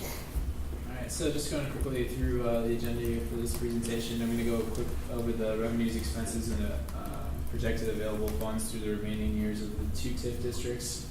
And then we'll get into the interfund transfers and your requests. So I'll stop the presentation there so the committee can discuss. So on the revenues side, I looked at 2 different methodologies for projecting the revenues through the remaining years of the TIF. The first methodology that I did looked at the historical growth of property tax revenues into the 2 TIF funds and used a linear regression to project out the remaining years. So that gray line on the top and then the green line on the bottom reflects the first methodology, and then the second one I looked at an average year-over-year change over the past 10 years. As you can see, the first half of the TIF, you really have kind of a linear trajectory of growth, and then we kind of get this steep upswing and then decline. So that's the reason that I looked at the 2 different over the entire life and then just the most recent history, because you do have the 2 different growth trends. For our expenditure assumptions, I broke it down into 3 different categories. So we have our contractual services. These are reoccurring budgeted items on an annual basis, things like architectural, engineering, legal, marketing, financial services. Those are the reoccurring budgeted amounts that I use and carry forward for the remaining years. I would note that historically we do spend significantly less than what we budget in the TIFs on those contractual services. Our committed expenses are, we have a contractual obligation for the 2 Pappas projects, Cornerstone and Plaza de Cal, phase 2s that we do anticipate hitting in next year's budget. And then we have a debt service from the 2010 bond issue that carries through 2021. And then per the 2008 IGA, we have a surplus distribution, which is half of our revenues on an annual basis. So the range there reflects the 2 different revenue projections. And then discretionary expenses that we have currently anticipated for the remaining years. We have a $500,000 in next year's budget for the 5th Street Streetscape project. That would be design and construction. $700,000 for Barber City Manor and Egyptian on an annual basis. We provide $100,000 to each one of those organizations for capital improvements at the facilities. $500,000 in each TIF per year in road maintenance. That's the total of $3.5 million. And then for the general fund transfers, this number reflects taking the current transfers that we have and carrying those forward, so that does not account for any change from the current amounts. So putting the revenues and expenses together, these are the annual fund balance projections. The lower revenue projection is just under $12 million in available funds through 2022, and the higher revenue is $13.8 million.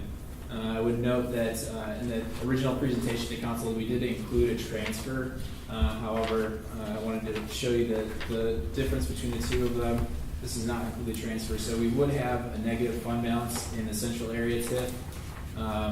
Next year, we would be required to transfer from TIF 2 into the central area TIF to cover those expenses, which is legally allowable to port funds from one TIF into the other. We also have a very healthy fund balance in TIF 2. There's been a lack of activity and development in TIF 2 historically, which has led to us having this fund balance. But barring any significant development projects that would require TIF and TIF 2 at the end of 2019, which would be our last collection, we'd have nearly $9.5 million that we could allocate towards projects and port into the central area TIF if that was desirable. On the interfund transfers, historically, going back to the establishment of both TIFs, we've transferred about $15.5 million in total from the TIFs into the general fund. There were also interfund transfers in the past to the airport fund and capital funds, but those were all put into the general fund in recent years. So the majority of that coming from the central area TIF, which is the larger revenue generator. It's about $6+ million a year in increment, and then TIF 2 is a little over $1 million recently. The annual breaks down into two kind of categories, I'll say. The first one being direct transfers from the TIF funds into the general fund, which is about 800,000, just shy of that, 678,576 out of the central area TIF, and then 113,199 out of TIF 2. And then also with that surplus distribution agreement, the way that's calculated, it was originally, the central area TIF was originally established as a sales tax TIF, and per the agreement that we have, we do need to, refund the state for the state sales tax that was collected. So that's accounted for in the calculation. We're also able to refund ourselves for the municipal sales tax that was collected. So a portion of that, prior to the other taxing districts getting their portion taken out. So about 350,000 of that comes out of, a little more than 350,000 is that sales tax portion, and then the remaining, which is about, I think it's about 89% of the total surplus, or goes back to the remaining taxing districts. And then of that 89%, we get our pro rata share. So the total of the surplus distribution is $580,419. That's the projected amount for 2017. So your total that we budgeted for FY 2018, including direct transfers and then the surplus distribution, is $1,377,774. And what we're looking at in terms of a proposal of reducing the dependence of TIF to the general fund would be assuming the value of the TIF when that EAV goes back on the tax rolls. This would change as future years. We will have a change in EAV and rate, of course, but as a starting point, we use the 2016 increment, the EAV increment, and then the 16 rate to come up with this value. So those are the value of the two TIF districts, which comes to $786,087. It's essentially what we could levy against that new EAV when it goes back on the tax rolls. And the proposed reduction that was included in the memo would be an elimination of all of the TIF 2 direct transfer in fiscal year 19.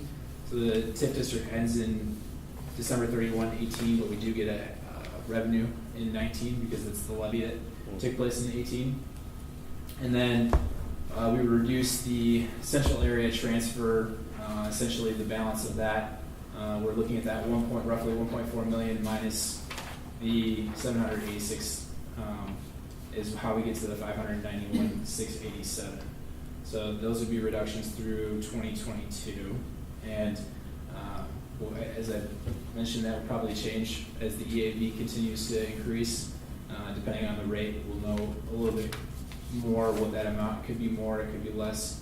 We'll keep an eye on an annual basis, but we could essentially recoup depending on the recommendation of this committee and council's decision on whether or not a sales tax increase could go towards operations. And at this point, I will pause and let you deliberate if you have any questions as well. You looked like you had a question. Yeah, a couple, I guess. Could you go back to the slide where you showed the total property tax surplus that's distributed back to the city? Was that number 500? So the total essentially the total subsidization of the general fund through TIF is almost 1.4 million. It's the Yeah, I'm interested in the 580. That's the surplus that's currently distributed to the city? Correct. And that includes, that's two pieces, part of that sales? Correct. So the property tax portion of that is? Well, it's not actual sales tax. It's Right. calculated based on sales tax, but it's the property tax revenue. So the property tax portion of that is how much? It's about it was included in I think it's 360? Yeah. Okay. So when the TIF ends, that's 50% of what the cities do, right? That 360 or whatever the number was, 380. So in theory, that would be a pickup in the year to get to 100% that would come back to the city for purposes of that. Right, At and that that's how point. we calculate. So right now, the general fund gets the 1.4 million, but we reduced it by the amount that we. Yes, right. No, I understand that. Because I know that's always a discussion when we talk about aspects of what we're collecting for property tax. This is a part of the property tax collection that we get back. I guess the question about the phase-out piece, talking about the phase-out piece, and I know this goes on to talk about, and that's why I brought it up earlier, talking about offsets and some other revenue streams to enable the general fund to be whole, at least relative to this discussion, right? How do you get back to zero for the general fund? And I thought that was part of the memo in here.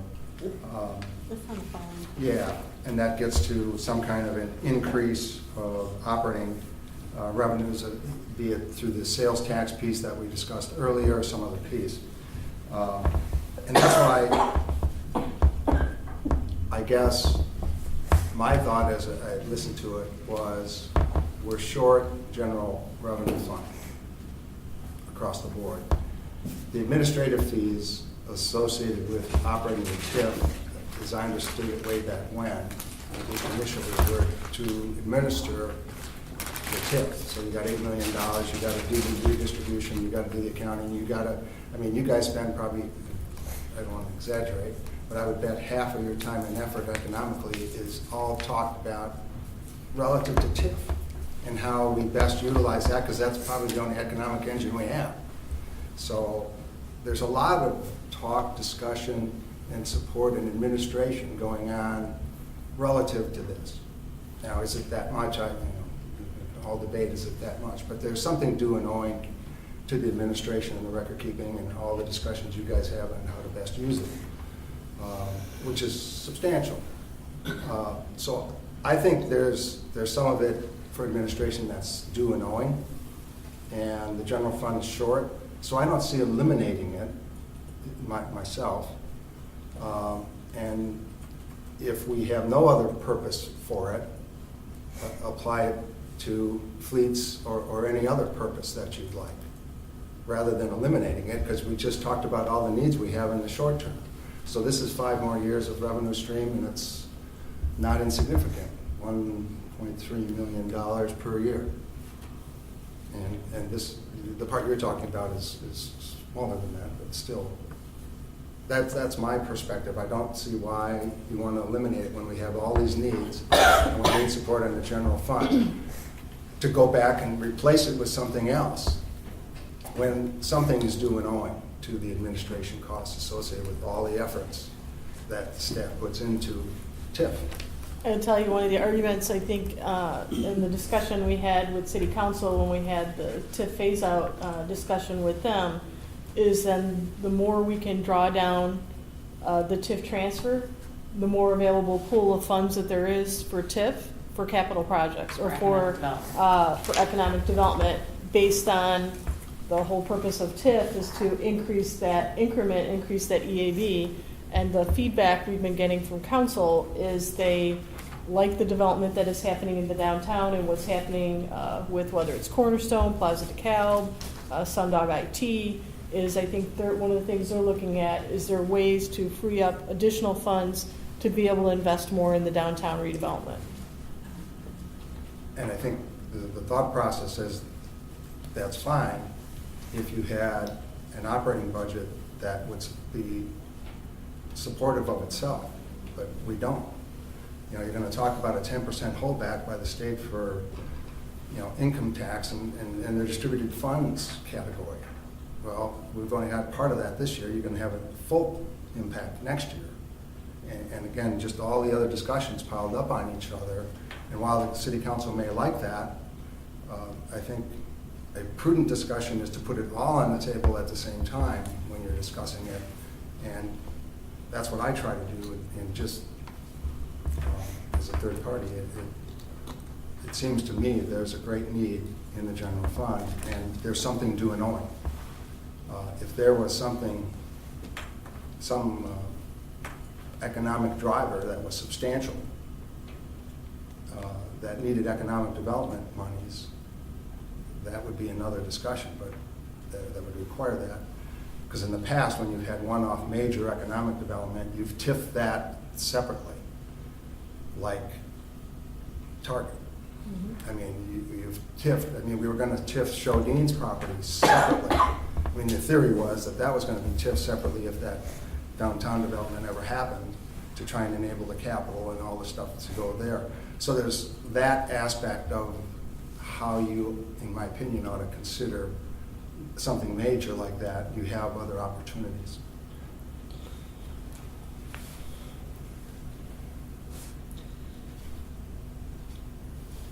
I just say the second part of the phase out was to kind of wean the general fund to find maybe incremental solutions instead of at year 5 coming up with $600,000. So that's another part of it, to take smaller steps so not everything waits till last minute for the big solution. And continuing to kick the can down the road. Yeah, I think one of the things that as we've evaluated the TIF district and looked at the performance of EAVs over all of these years, that the question that continues to come up is how in the world can we have gone through 30 years worth of a TIF district and have lower values, lower assessed values than we did when we started 30 years ago. That is a long series of bad decisions in, kicking the can down the road, paying for administrative costs, paying for things that didn't invest in development in the property that would have resulted in raising those EAVs, which would then have helped us sustain all of the increases that we need. Right now, our tax rate is so high is because our overall EAVs are low. Had we been investing in the downtown, in the private investment to increase those EAVs, we wouldn't be having such a large tax rate in the community. So I think, again, we're looking at the $12 to $15 million in revenues being generated. We've identified $50, $60 million worth of potential economic development projects that would stimulate further growth in the EAV in the downtown. And that's, I think, what the council is looking at in terms of trying to grow the pot of money that's available to invest in the downtown, because increasing the EAV is really the long-term solution to our tax problems. Well, I apologize for how blunt I'm going to be, but I have never heard such a pile of crap. That is so misleading, and it is so off the table. We had a major drop in EAV that had nothing to do with anything that anybody did. Okay? So it's not just bad decisions. And you're going to come in here and tell us, you know what, the solution is we need another 23 years in the downtown. DeKalb has made some very bad decisions about the use of their TIF funds over time. In fact, we had a state law passed because of the misuse of TIF in DeKalb, which didn't solve the problem. But, the bottom line is to suggest that this is something that other communities have not experienced is baloney. I mean, Tom talked about it with respect to residential property. When you have a 30% decrease in the value of property, 30 years is a long time to get that up. And if you have a 30% decrease, that means you need to make up 60% to get back to zero. And yes, there have been mistakes made, and a lot of them are on the city's part. So the question is, why do we throw good money after bad? It's time to cut off the gravy train. And we're going to get into that when we talk about throwing more money in there. But there's also an issue, and this came up with respect to the funding of social service agencies when we were talking about this many years ago. Okay, so if I'm understanding this correctly, which I may not be, and I admit that, you've got $1.377, $1.4 million a year in general fund revenue, that source is the TIF with, 800,000 coming from a transfer to the general fund, which is basically for operations, and then $580,000 for the projected surplus distribution to the city out of the surplus, like every other governmental unit's getting. Okay, so and my understanding is a portion of that is for the sales tax. So let's say I heard Jason say I think 380,000 might be attributable to our share of the property tax bill itself For the surplus. That if you took what's the total surplus? Our portion of the surplus that goes back to the county and then back to us is about $250,000. So the 360 plus is actually from the calculation based on what we pay ourselves back because of the original sales tax increment. Okay, so I want to make sure that I understand this. What has the total surplus annually been in the TIF? All right, 1/2 of revenue, so it's $3.5 million. For That's all tax everyone. and balance. That's for all tax advice. Okay, so $3.5 million. Yeah. Okay, and so we're about 10% of the tax bill now. So we had about 350,000 on that basis, correct? It's I mean, more something- It's a little bit more complicated than that because the surplus distribution is calculated based on what was originally put forward in sales tax. So I a portion of the understand 1/2 that. Okay. So, okay, but the bottom line is we're getting a relatively small proportion of the total surplus. 580,000. Yeah, out of 3.5 million. Okay, so we're sitting out there, and here's another example. Okay, TIF is supposed to benefit all of these governmental units. Okay, and accepting what Joe Allen said about the value of investing in your downtown, I accept that. Who's going to benefit from that?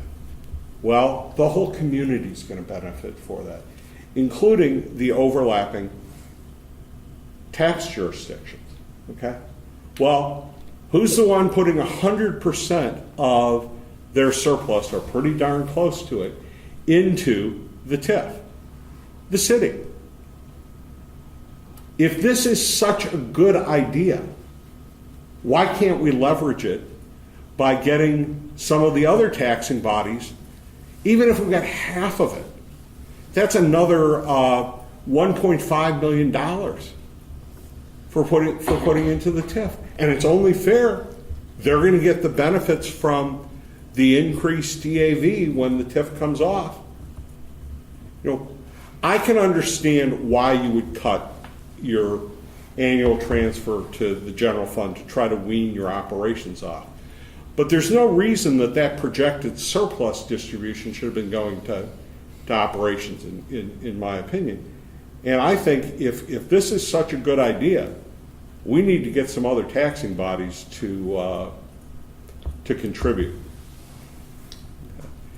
And I apologize for the harshness of the beginning. I'm trying to make a point, and this is one of the most frustrating issues for me, is that we've spent 32 years, and the downtown is better than when I came. And the need for the Cornerstone project is something that nobody could have anticipated, that we would have that problem with the buildings there in terms of pipe burst or something like that.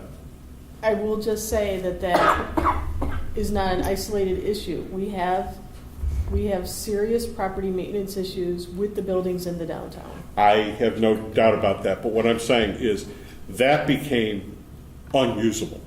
Mm-hmm. Period. Exactly. And Damaging to neighboring buildings, actually. yes, correct. We ended up having to take 3 buildings out, I think, or something close to that, and there will be more. But anyway, I don't know how to reconcile that. I think, I guess, I disagree with Tom. I think we have to wean ourselves off of the operational subsidy. And I don't think we should go another 5 years by just sucking it off unless we can truly show what Tom's thesis was. And that is, if we can do a real calculation of what it costs us to truly administer the TIF. I know that's dangerous, but if it really costs us $792,000 a year to administer the TIF, then that should go away when the TIF goes away. So in theory, you're just trading off. I have a feeling it's not that way. But if it is, then yeah, I agree with you. Well, it's something. It is some positive number. I had a reaction to Joe on his comments as well, and might not be quite as dramatic as Chairman Peddle, because he has TIF-related issues, and Yes, I never had that. TIF issues. Well, the whole concept, and how basically it's used.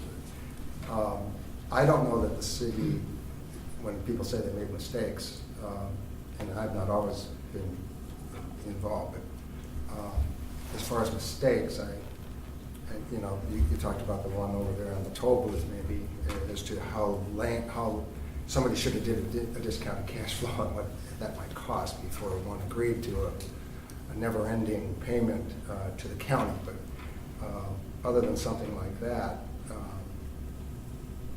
somebody might disagree about putting money into roads, but I don't know that the city ever turned down an economic development project that was brought forward of any substance based on not being able to get funds out of TIF. The TIF money was always available, and that's what its purpose was. So to suggest that there was anybody thinking that they weren't going to put it into private development, I think is a complete misnomer. I really do. Now, I'm going to add to Joel's comments. I think part of what it is when you compare DeKalb to other communities. Let's just say DeKalb has been very reliant on TIF for general fund and for road maintenance, for capital. You've seen other communities not, through a policy decision, have chosen not to utilize the funds in that manner. They've chosen to utilize the funds, let's say, for incentives for private development, which is what the council's been authorizing over the last year, which in turn has increased the EAV. Now, I know that that's been previous policy decisions, and I think the point is that, all due respect, knowing that we have had the recession, if you compare some other properties, I would love to do an analysis of properties from 32 years ago to now and see how those property values have increased, or have they stayed the same. I think the concern is that when you look at the purpose of what TIF is, the purpose of TIF is to incentivize or increase development, increase that increment, take those dollars that normally would go to those taxing districts and reinvest those in order to increase the EAV, increase that increment, so it's more beneficial for the taxing districts over the long term. The frustration on our part is looking at, we've not been able to increase that EAV, that increment, for whatever reason. But we're now looking forward as to how do, with that limited span of time that we have left, how do we maximize the dollars we have left to try to increase that increment and grow that EAV to help the taxpayers. I'd just like to share something. So I'm still working on this research, so these numbers may change.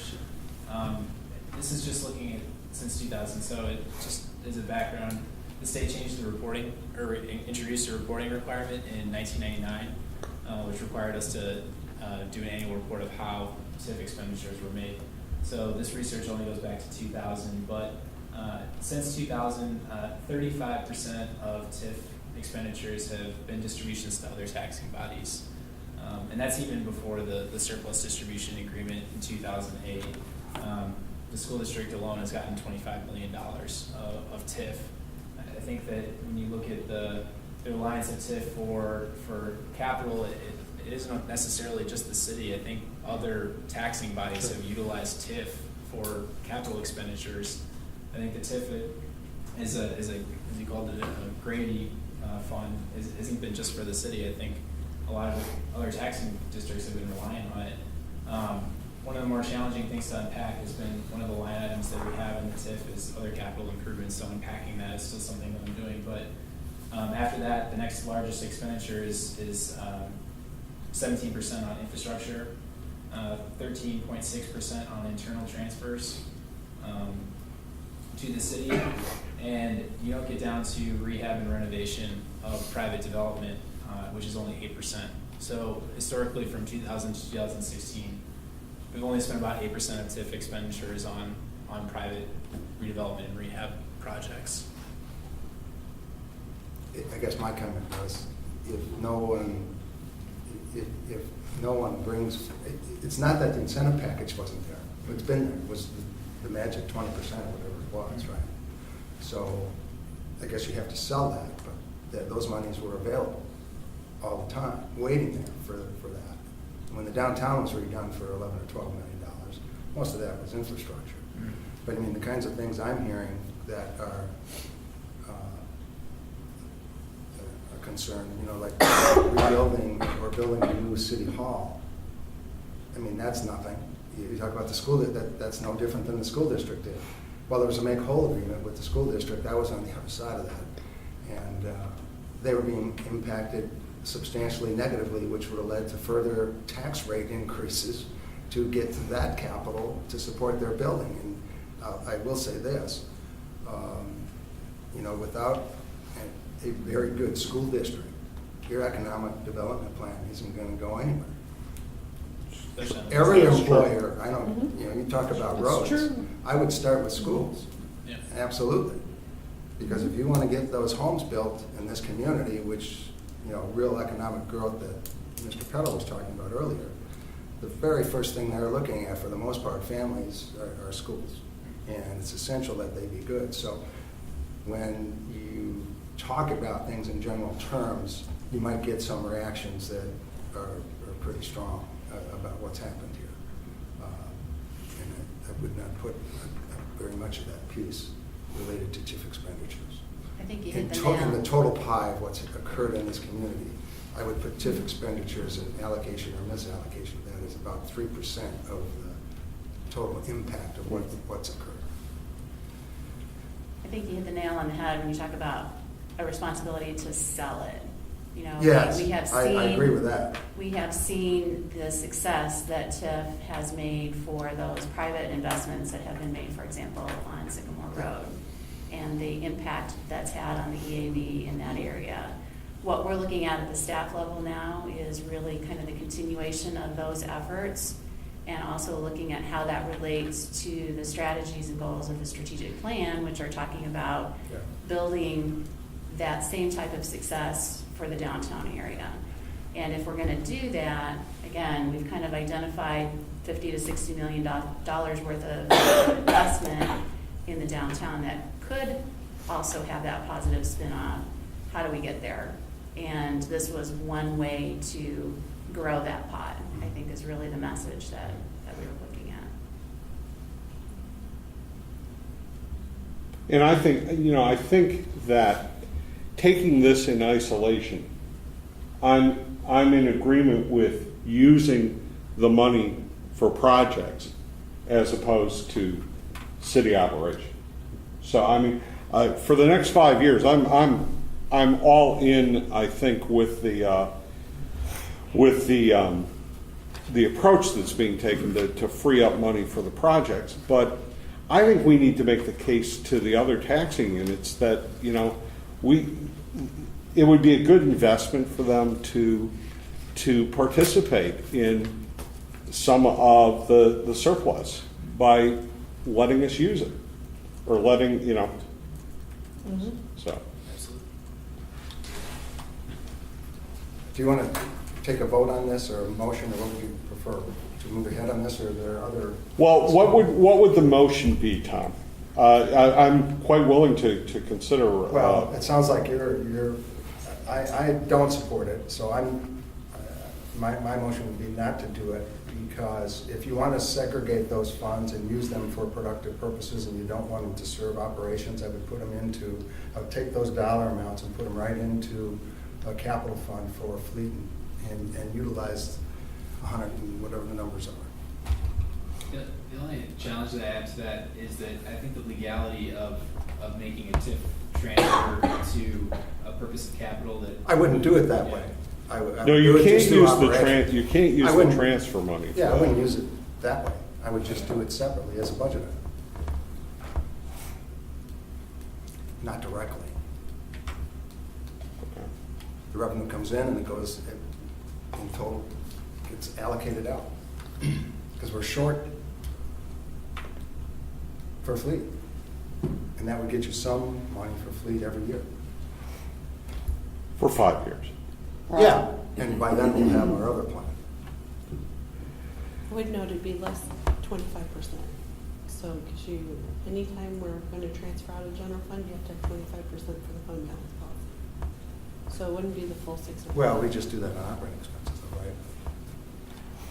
Well, if I were going to bring this in and then transfer that, I would transfer 25% less.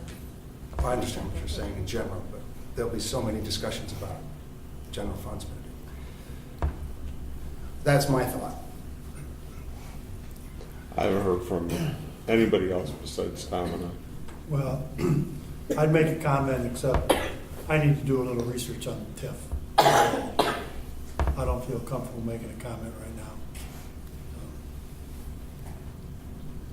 Are there any questions that Jason can address?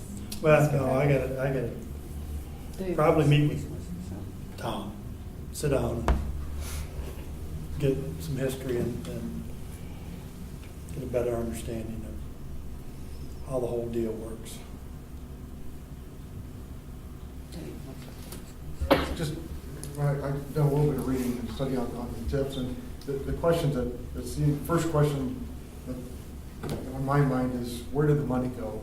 And past the transfer, I guess that always bugs me in government accounting is transfers sometimes seem to me to be confused with revenue or expenses. I just wonder, how do we actually spend the money? And like the point was made earlier, are we spending over $700,000 on administrative costs that we'll then not have to spend if we don't have TIF? Just to make sure we know where the money was spent. And I guess it's kind of surprising to me a little bit that it took the state in 1999 to pass a law for us to start keeping better records. I don't know. But I am trying to confirm that because I helped try some TIF cases long before that where there were TIF reports. Well, there was a report that I came across from '97 where the Civic Federation did a report. I don't know their qualifications, Yeah. but their research in northeastern Illinois, 79 communities, that TIF analysis had no, in a regression study, didn't have an impact on EAV. But what I see looking downtown DeKalb right now, there's obviously an increase in EAV with money that's being invested.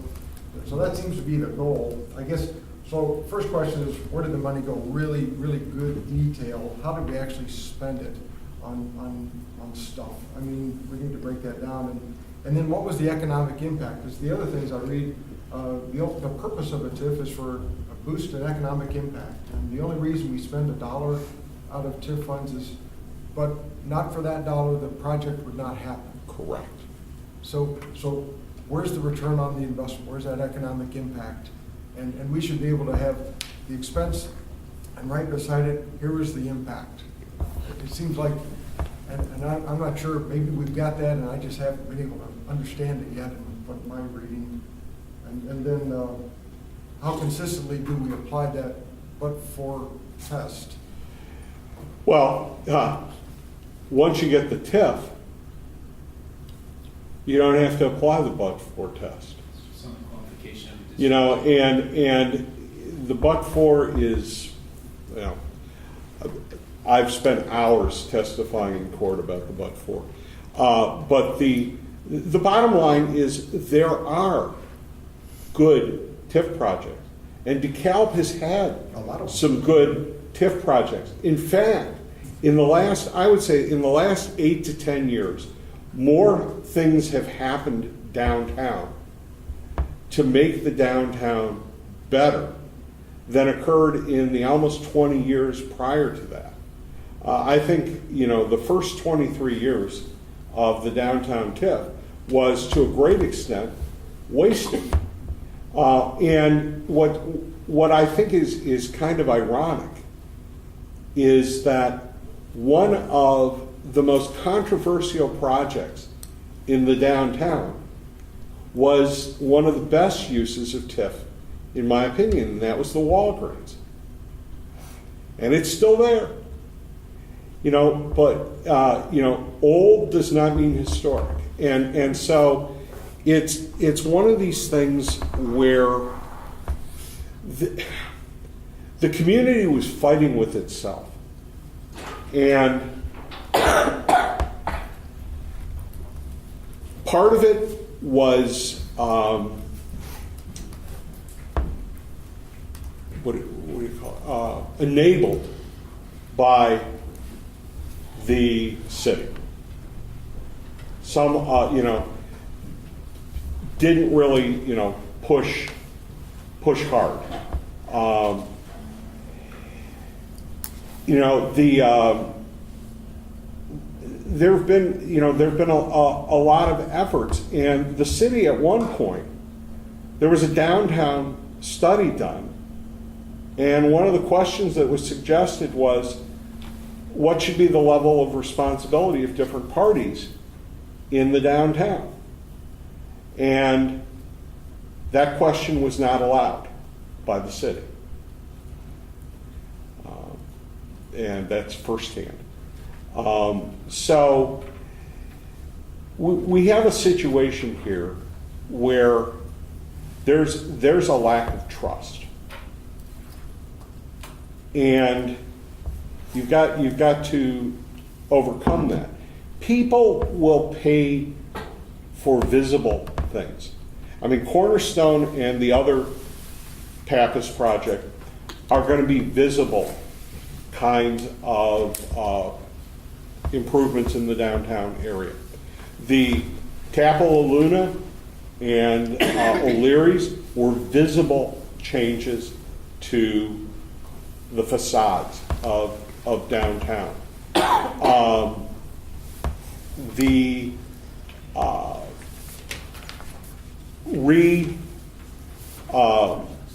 revamping or reuse of the old Salvation Army store into what is now the Thai restaurant and another property there, another good use. But there's been plenty of blame to go around. I mean, you know, people complain in some areas about the level of rents. Well, I know what the rents in some of the buildings downtown were when I was working downtown, and they were ridiculously low.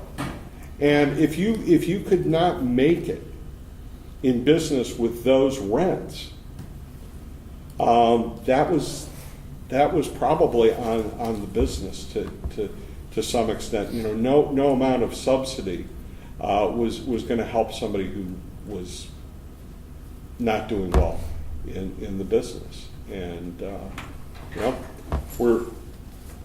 we're sitting here with a man who put a lot of money into the community, and great company took an unused building and put it to a very good use for,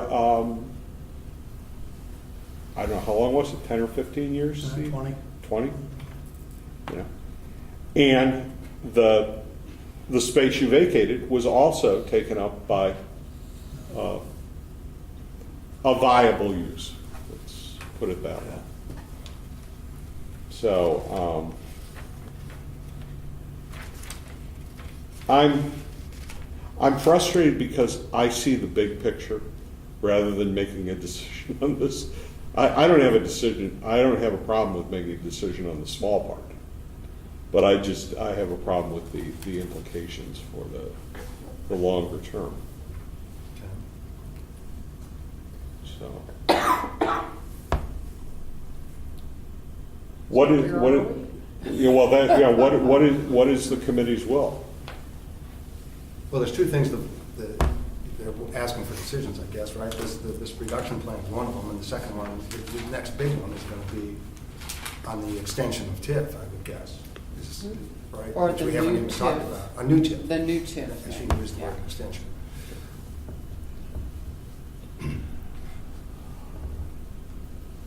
Okay. Now I'm thinking like a scientist.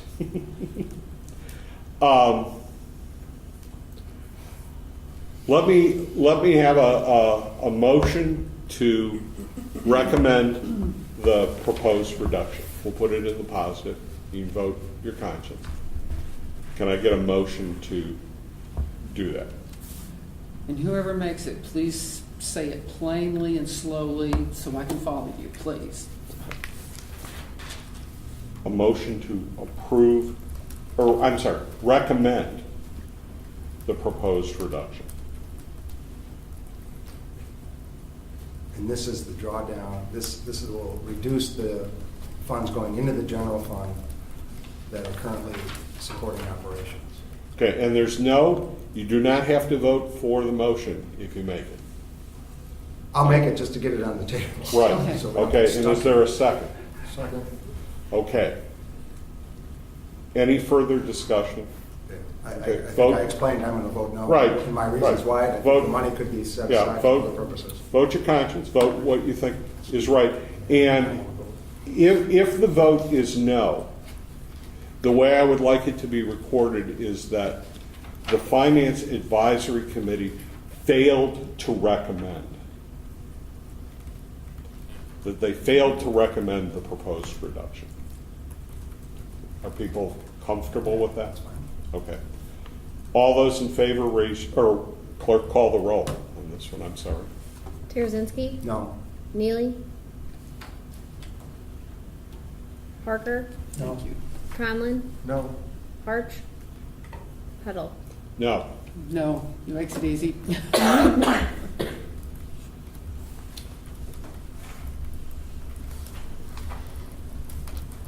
Okay, then I think we need to move on to the, Creation of the new TIF. and let me make a couple of comments in the way of facts, and please correct me if I'm wrong on any piece of this. Okay. My understanding is that the new TIF that is being proposed would overlay a portion of the current central business district TIF. That's right. Second of all, this would not be an extension of any existing tax increment financing district. Third, this is still in the exploratory stages and there has not yet been a TIF qualification study. Oh, Therefore, fourth, there hasn't been a joint review committee appointed or having met. So we are in the very early stages of consideration of this possibility. Is that fair? Absolutely. Okay. Jason? All right, in the special committee of the whole meeting that we had at the council, we presented three options. Option A was to prioritize the projects that we've identified under the original remaining balances that I shared with you. The second option was to look at financial policy changes such as reductions to interfund transfers and road maintenance to increase the available pool of funds for projects. And option C, which we're discussing now, is the creation of a new downtown TIF. So the theory behind this would be that it expands the potential to accomplish more projects and rehab viable historic structures. And we would still need to go through the exercise of prioritizing projects and developing a framework for how to analyze opportunities. And staff is recommending that if we were to move forward with option C, that we do it now for a couple different reasons. One, to take advantage of the current low assessed valuation, just to essentially lower the base of where it currently is in the downtown. We do anticipate increased EAV in the downtown for the next couple of years, especially with the projects that are going forward. We would also like to take advantage of the increment from those recent projects that are currently underway. And the last are potential changes to state legislation for the creation of new TIF districts. One of those primary changes being that the state introduced a potential policy change that would look at not allowing cities to essentially re-TIF parcels. So if a TIF district expired, a city could not create a new TIF district with those parcels for a period of 10 to 15 years. And if that was to move forward, the governor did appoint a TIF task force that is supposed to be making recommendations here during the spring legislative sessions. So we do anticipate that that could potentially go forward sometime in April or May if they were to adopt that change to the TIF Act. As Director Charlton did state, we have identified approximately $60 million of potential TIF contributions. So this ranges in categorically about $20 million in public-private redevelopment, similar to the current projects that are underway. $25 million in public facilities and infrastructure improvements. These would be throughout not just the downtown, but also throughout the entire current TIF districts. $10 million investment in creation of new civic space. $5 million in blight removal. So this would be identifying especially blighted properties and either acquiring them or demoing them and or both. And then also creating new and ongoing programs similar to the architectural improvement program, which is the facade grant program, and also introducing a residential rehab and rooming house deconversion program. So the total there is $61 million.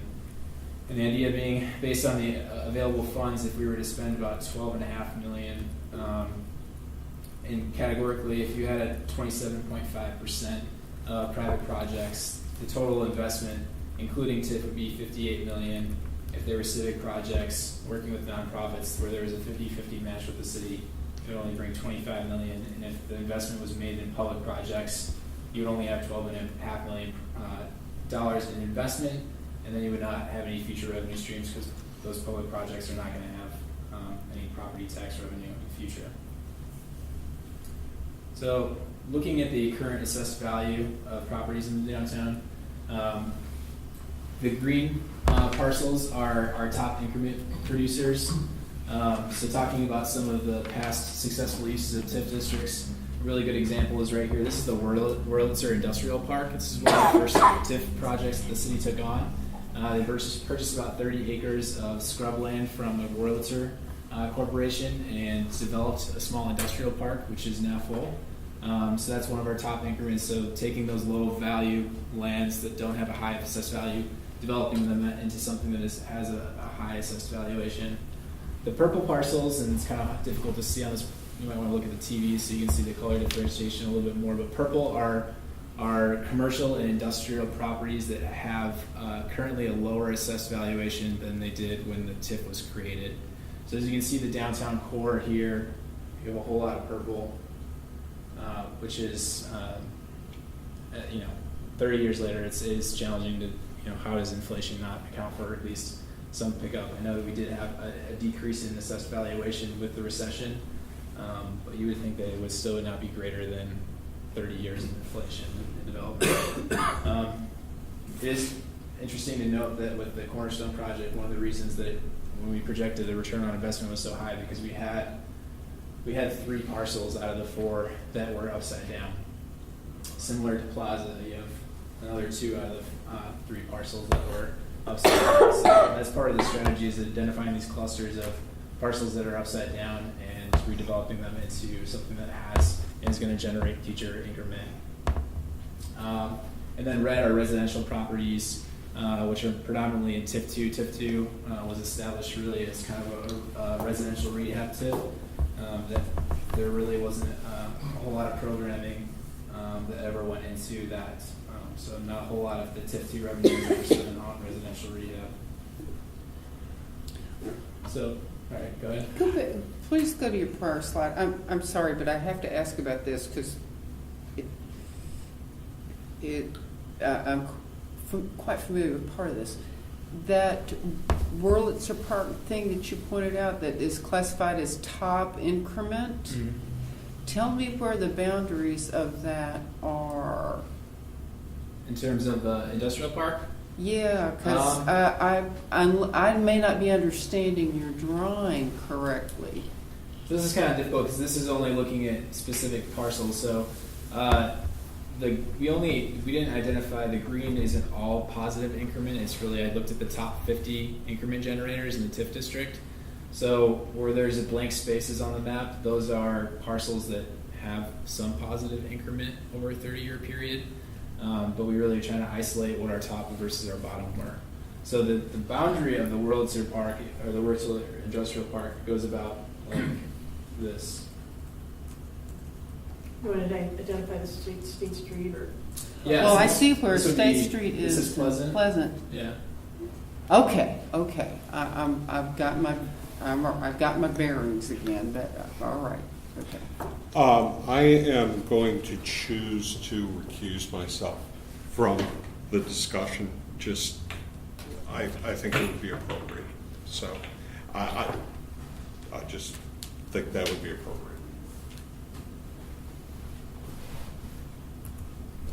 Do we need to make a motion on that? I can chair that. Tom will do the acting. Okay, that's fine. Yeah. I get all the benefits that go with that position? No. All right. This is really difficult to see on this. Better to Let's see it look on the on TV TVs. screens. Oh yeah, that's much better. So when we drew the proposed boundary for the new TIF district, we were really trying to concentrate on surrounding just those negative parcels that have less value today than they did. And there's a couple additions in there as well. So as I mentioned, we wanted to introduce residential rehab and a rooming house deconversion program. There's quite a few rooming houses up in the Elwood historic neighborhood. So that was a reason that we included the Elwood historic neighborhood into the proposed TIF district. And then one of the things that the Economic Development Commission has talked about is making a stronger physical connection between the downtown and the university. And that was the reason that we added this section on West Lincoln Highway west of the Kishwaukee River to potentially redevelop those areas over there and make an actual physical connection with redevelopment between the downtown and the university. But as I mentioned, we were really trying to isolate those parcels. So you can see we kind of drew around a lot of these. One of the things that we also discussed with the Economic Development Commission was reducing the footprint of this. So eliminating the section west of the river, and then also eliminating the Elwood Historic, and really just concentrating on the commercial properties in the downtown. But it was their preference to leave those areas in. They saw value in the programming in Elwood is and civic space development along the river, and also again that physical connection between the downtown and campus. Does the current TIF go that far on that? No, the current TIF ends, I believe, at Pearl. It's Pearl or the river? I'd have to double check. I believe it's the river. I think it might be the river. I think it's the river.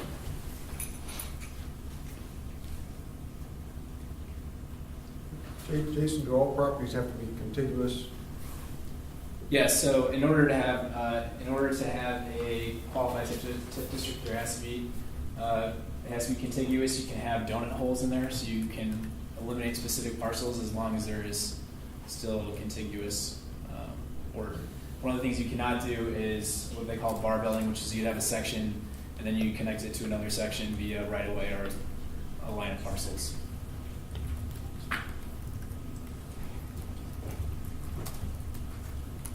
So one of the challenges that I think, and one of the reasons we're looking at, do we really need additional years? Do we need another 23 years with the TIF district? Is with the available, if we have the 12.5 or 12 to $14 million, can we accomplish the vision that the city has in its strategic plan for the downtown?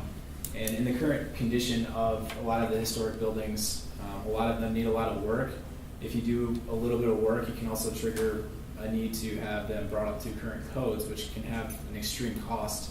And given the current lease rates in the downtown, which about average is somewhere between $6 and $10 currently, a lot of the property owners, they just can't get the lease rates that they need in order to not only just maintain the building, but you're not going to ever see that redevelopment on its own with those current lease rates. I think a general rule of thumb is in order to have redevelopment pay its way, you need to be somewhere closer to about $20 a square foot on the commercial and the residential side, and we're about less than halfway there currently. So thinking about somebody wanting to purchase a building and then having to go in and potentially do a fire suppression system and an elevator just to bring it up to current code, that right there can prohibit somebody from wanting to make an investment into a historic building. So I think TIF is a really good tool and can be a powerful tool for continuing the reinvestment in viable historic buildings. Jason, just so you know, I did verify, I looked at the website, it does go to the river, so Yeah. this is the map on our website. To the river. Jason, did we project economic recovery or return on these investments at all? Are you able to come up with any? For a proposed TIF or For the $61 million that would be spent? No. So, and we would do that. I think before we got to that point, what we wanted to do is really wanted to establish a framework for the types of projects that we would look at in order, not to do unnecessary work of what is the return on investment for all these projects, but really identify the sweet spot of what we want TIF to go towards and then look at those individual types of projects. Would that be part of the study that would be done? Yeah, so in addition to doing just the feasibility and the qualification of a TIF district, there's also creation of a redevelopment plan. So you'll identify kind of a vision of what you want to accomplish with that redevelopment plan, and the consultants will look at some projections of what that would the cost, and then the projections of the increment and whether or not the TIF can actually pay for itself. I believe in the past when they were looking at a South 4th Street TIF here in the city, one of the reasons it didn't go forward is they didn't believe that the increment generated from that was going to cover the cost of what they were trying to do with the TIF. The incentive plans and the thoughts about redevelopment. I know there was a lot of discussion about Cornerstone and us exceeding the original terms and conditions that were outlined by the council. Can you just revisit what are the limits now, and is that adequate to do some of these downtown buildings? I think having the standard's 25%. I think with the Cornerstone project, 25% wasn't going to cut it. The financial gap was the 40%, and it's really a case-by-case basis. You have to look at what is the redevelopment project and what's the cost of it, and what is the actual revenue or what's the value of the project going to be afterwards. So you have to look at it, I would say, case-by-case basis. But given that condition, Mm-hmm. that which was total destruction, right? Mm-hmm. You would hope it would be something less than that. Mm-hmm. But 25% may not be enough. I think a lot of concerned communities, where is the ownership and, the redevelopment coming from the economic drive from the owner? That is, why isn't there anything there coming? I guess I'll just from these share. folks? This isn't a blanket statement, but on some of the worst off properties that we've seen in the community, not necessarily just the downtown, I think you have a lot of people that invested into DeKalb in 2004 to 2007, and they bought in, and now their properties are worth significantly less than their debt burden, and they can't leverage themselves in order to actually maintain their buildings. And I think that's just a reoccurring theme that we're seeing quite a bit, is that in the current financial circumstances with the lease rates or what they owe on a building and its current value, they just can't get any financial leverage to reinvest. So the outcome of that is bankruptcy? Yeah. Basically get out of the building and Yeah. let the bank take it over? Well, that's what happens, right, eventually. We don't take it over, we just sell it to somebody else, whatever the market price is. That's the alternative. We're not property owners. As far as the scale, the choice of the area, I know there was a lot of interest in the northwest side of town. And the idea of linking that whole area, was that discussed in this discussion? In other words, to expand that? No, so what, I further? think, and from my understanding, in 2012, there was a series of feasibility studies done, and they looked at qualifying something up in the northwest corner and connecting it, and they didn't believe that the original footprint of the northwest corner TIF district was going to qualify in its own right, let alone making that connection to the downtown. And subsequently, in conversations that we've had with the school district, we've said that if we were going to move forward with a new TIF district, it was going to be a significantly reduced footprint compared to what it is now. I would just add, in the conversations I've had with the school district, with the several superintendents over the last couple of years, is, well, first of all, the feedback that we've gotten is just the size of our TIFs are very large, and it's unmanageable and creates issues or burdens for some taxing districts, or it worries them. So over the last couple of years, I know the conversations I've had with superintendents has been moving forward as city staff, only speaking from our perspective, is we would only look at or recommend targeted TIF districts, very focused, very targeted, that had a particular purpose. So as an example, with this new TIF, it's taking what we're trying to accomplish is some of the feedback we're getting from the council is they like the momentum that has started with the downtown redevelopment. And how do you keep that momentum going with the TIFs expiring? So one option is a new TIF looking solely at those properties that are at the same value or have lost value because it's not going to benefit the taxing districts once the TIF expires. So what strategies can we use to increase the increment? So part two of the equation, as you bring up the Annie Glen North area that we're looking at right now as part of the revitalization plan, is whether it's for that area or some other area. I think the goal or the pledge that we've tried to make to the school district is look at the smallest targeted area that has that benefit. And by taking and linking through the community, it's going back to what happened with the central area TIF and TIF 2. So our focus is right now is to try to, if we're going to recommend or look at a TIF and present that to the various bodies, is to look at the smallest TIFs possible that accomplish the end goal. I brought it up because I thought maybe since 12 things have changed enough and or deteriorated further that may be more viable, and porting money up there for condemnation and or restructuring that area may be a bigger economic driver than what you do downtown. Or if a TIF is created in that area, should it not stand on its own and look at the revenue that would be created from the redevelopment in that area to go specifically for that area? Okay. The problem with it, in the theory in that discussion, was there wasn't in a mode of code enforcement, condemnations, and all the other problems in the buildings up there. Was that there may not be much increment developed for a long period of time, and to jumpstart that, the unassigned funds, which were substantial unassigned funds, because there wasn't a lot of other economic opportunities, and I'm excluding all the public buildings, all the 50%, unless somebody can go out and raise real revenue of having a real impact in the community. And So I just bring it up because that was, Yeah. there were people interested in that. I think It just wasn't a good way to get the money there. I think one of the challenges, though, as I mentioned, is you can't really barbell a TIF district. I understand that. So making that connection in the distance that is, I think, would be extremely challenging without incorporating a significant area. Okay. I just wondered if it was discussed.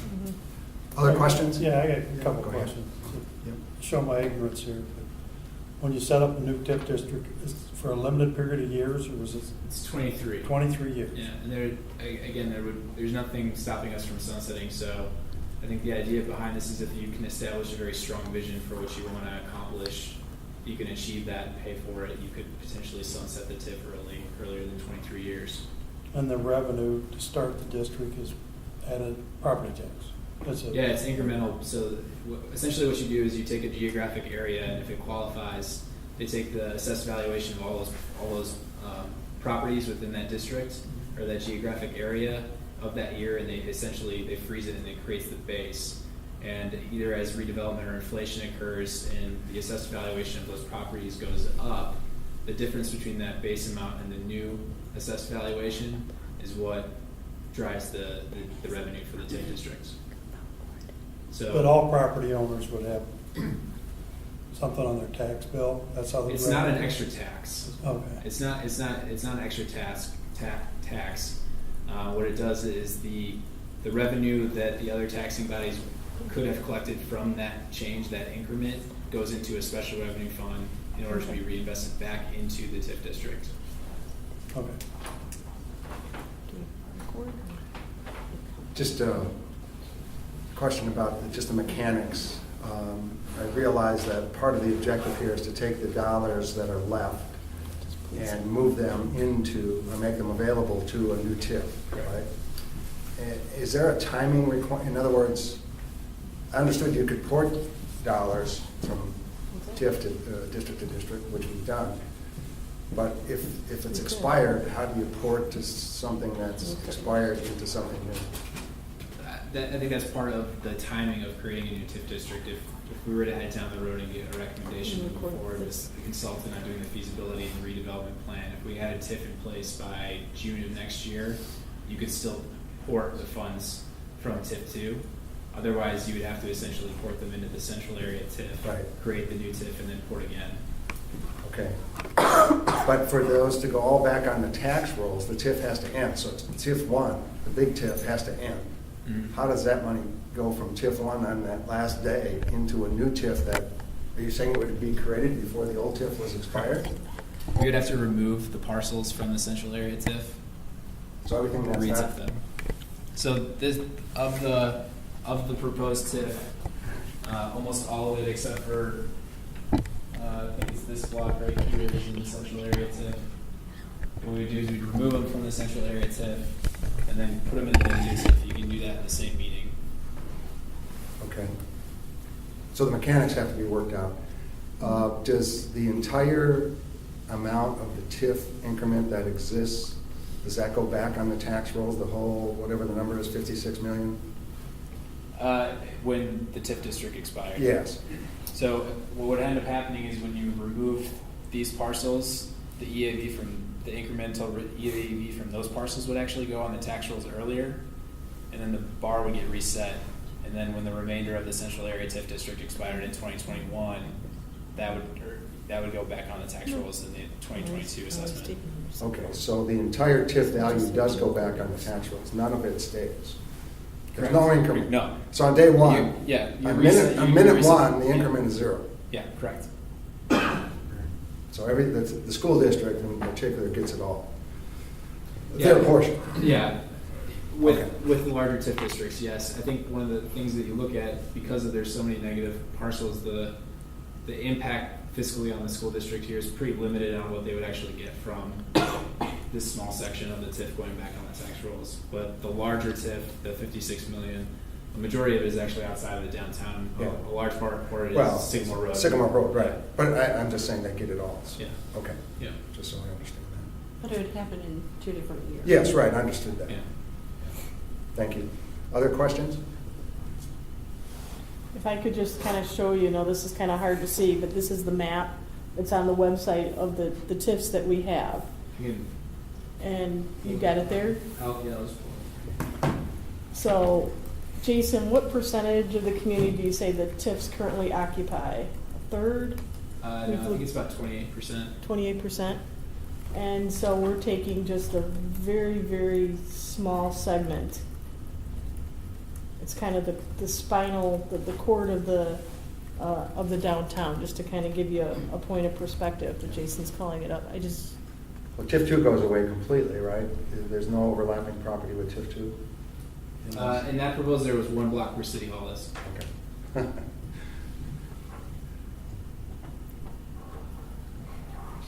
You know that. So it starts up here with this small parcel, then it goes along Sycamore Road. I believe this is Northland Plaza. It continues down here. There was a couple of amendments to the boundary, so it was expanded on multiple occasions. So down here goes So over. they were to- very creative, weren't they? Yeah. So you could get to the northwest using that design. So this is the airport. This is Lincoln Highway here. So it follows the north side of Lincoln Highway until you get to the downtown. Then it continues over this way, and then yellow is tip 2 down here.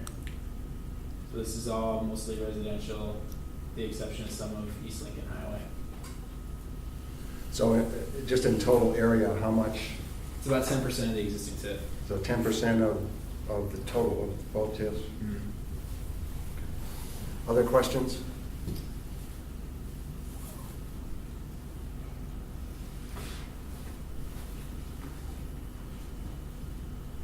You know, to build a new increment is going to take a lot of time. There's going to be very little, I know you're going to get a couple properties, but I mean, to get any meaningful dollars out of that, you know, $10, $12 million in increment. Right now, your total increment is how much?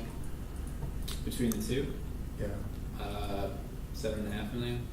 No, what's the Oh. EAV? 50. 56 plus?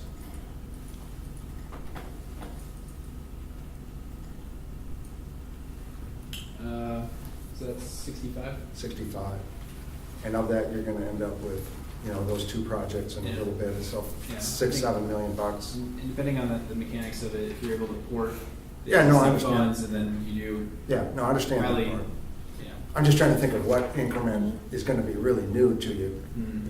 It's going to be a very minute amount of dollars until you know, it compounds, right? Exactly. Yeah, when you have 7% inflation, it compounded a lot faster. And then when you have negative inflation, it compound. Other questions, concerns? I know in general the community, I think the comment was made earlier about there being a lot of suspect and concerns about the administration and what's been accomplished and the return on investment and what's happening in the community. And you asked the question, but for, my perspective is, but for it, where would you been without it? If you thought it was misspent, 3 or 4 million on the Egyptian, $12 million downtown, I don't know how much in sales taxes and so forth out there for Best Buy and Menards, and on the other side, Target retail and all of that. But for, where would you have been? So,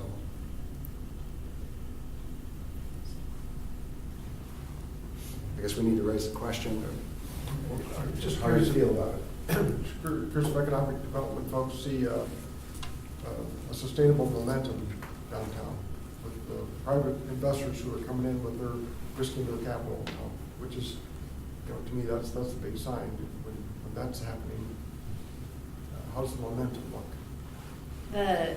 Anytime you have the type of investment that we've had with the few projects, the best example I like to use is the TIF conference that we attended in the spring, and just the word of mouth that occurs when people find out that investment is happening in the community. You get a lot more phone calls, you get people calling for potential projects for that. You know, we had a lot of questions about what was happening in DeKalb from people, you know, down in Springfield in Southern Illinois. So, yes, it does tend to generate more questions, especially when they see the positive reaction from the community and the support from the city council on those types of projects. So it is a momentum that you have to continue to maintain, you know, to keep it effective. And it does take a little bit of work too. You can either sit back and wait for it to come, or you can actively go out and shop the types of projects that you're looking for. And fortunately, we do have the benefit of having prior, you know, councils and administrations do a lot of planning studies. We have a lot of planning documents on the shelf that say exactly what kinds of things we should be looking for in the downtown area specifically. So we can utilize that as marketing material and send things out and ask for proposals, or shop the kind of things that we think are important components of making a successful downtown. So I think that's what we'd like to continue to do. Yeah, just trying to get the big risk takers are those investors, those entrepreneurs, and they are local, right? I mean, big activities from people who are long time in our community. I just wonder if there's more momentum that you see. I think those local people are certainly, a great catalyst for getting things started. I know on the first couple of projects, we talked about providing a greater incentive to those first-time risk takers that are coming in, and there is that gap. They're showing what that gap is, and but for this investment being made, I wouldn't be able to get the type of financing that's required in order to do some of those development projects. As those people come in and have successful projects, the hope is that then you would be able to get some of the outside investors interested in the projects. Shortly after we had the first project come in, obviously the community has a history with Shodine Development, and we have properties that are owned down there, and we had some expressed interest from him in the past that he was kind of done. There was some things that happened, and he really didn't have much interest in the city of DeKalb. That was before some of these projects came on board. Once they did come on board, and he saw kind of the reaction from the community and the support that was behind that, we did have conversations with him again, and hope to continue to build that relationship to a point where he will again consider investing, because he does own property in the downtown area and in other areas of the community that for right now he's very comfortable just sitting on. We would like to be able to get to a point where we could convince him to invest in those properties in the downtown. And again, all of that takes time and experience and success stories to build on, so that then you can go after some of the other private investment that maybe isn't the homegrown local people. That the homegrown local people have been what started us, and that I don't think we'd be where we are at today if we didn't have that. I'm trying to get a feel. Lynn, how are you thinking about this question? I'm listening to you guys. Okay. You have a feel? Well, I like what I'm seeing going on downtown. Just been here a lot of years, and this is by far the biggest, largest projects that have occurred since I've been here. So if there's some momentum and we can get more people coming in downtown, I think it's only a good thing for the city. I'm not against it. For purposes of bringing the money forward and lengthening the opportunities for the private portion is a positive.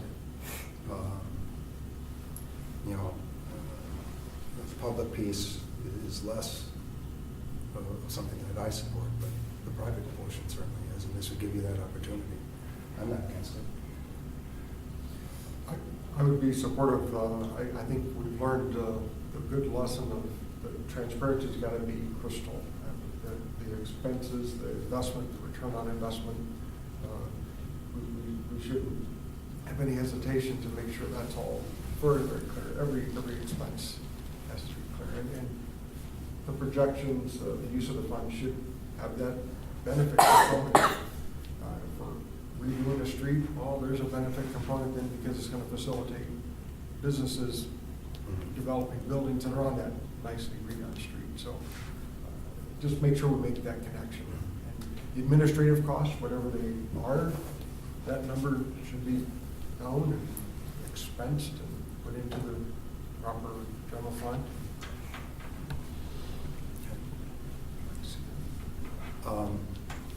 I guess the question before us then is the staff's recommendation for a central area TIF as defined by this map, proposed as a new TIF with the other two TIFs effectively expiring with the intent that monies from whatever funds are left in TIF 1 and TIF 2 be available to be ported if there are such funds at that point, and enable this then to continue. Is that an adequate statement of the question? All right. Make a motion to that effect. Okay. There's a motion on the floor. Second. A second. Roll call, please. Terzinski, Yes. Neely, Yes. Parker, Yes. Conlon, Yes. Parch, Petal. Okay. You can go back now.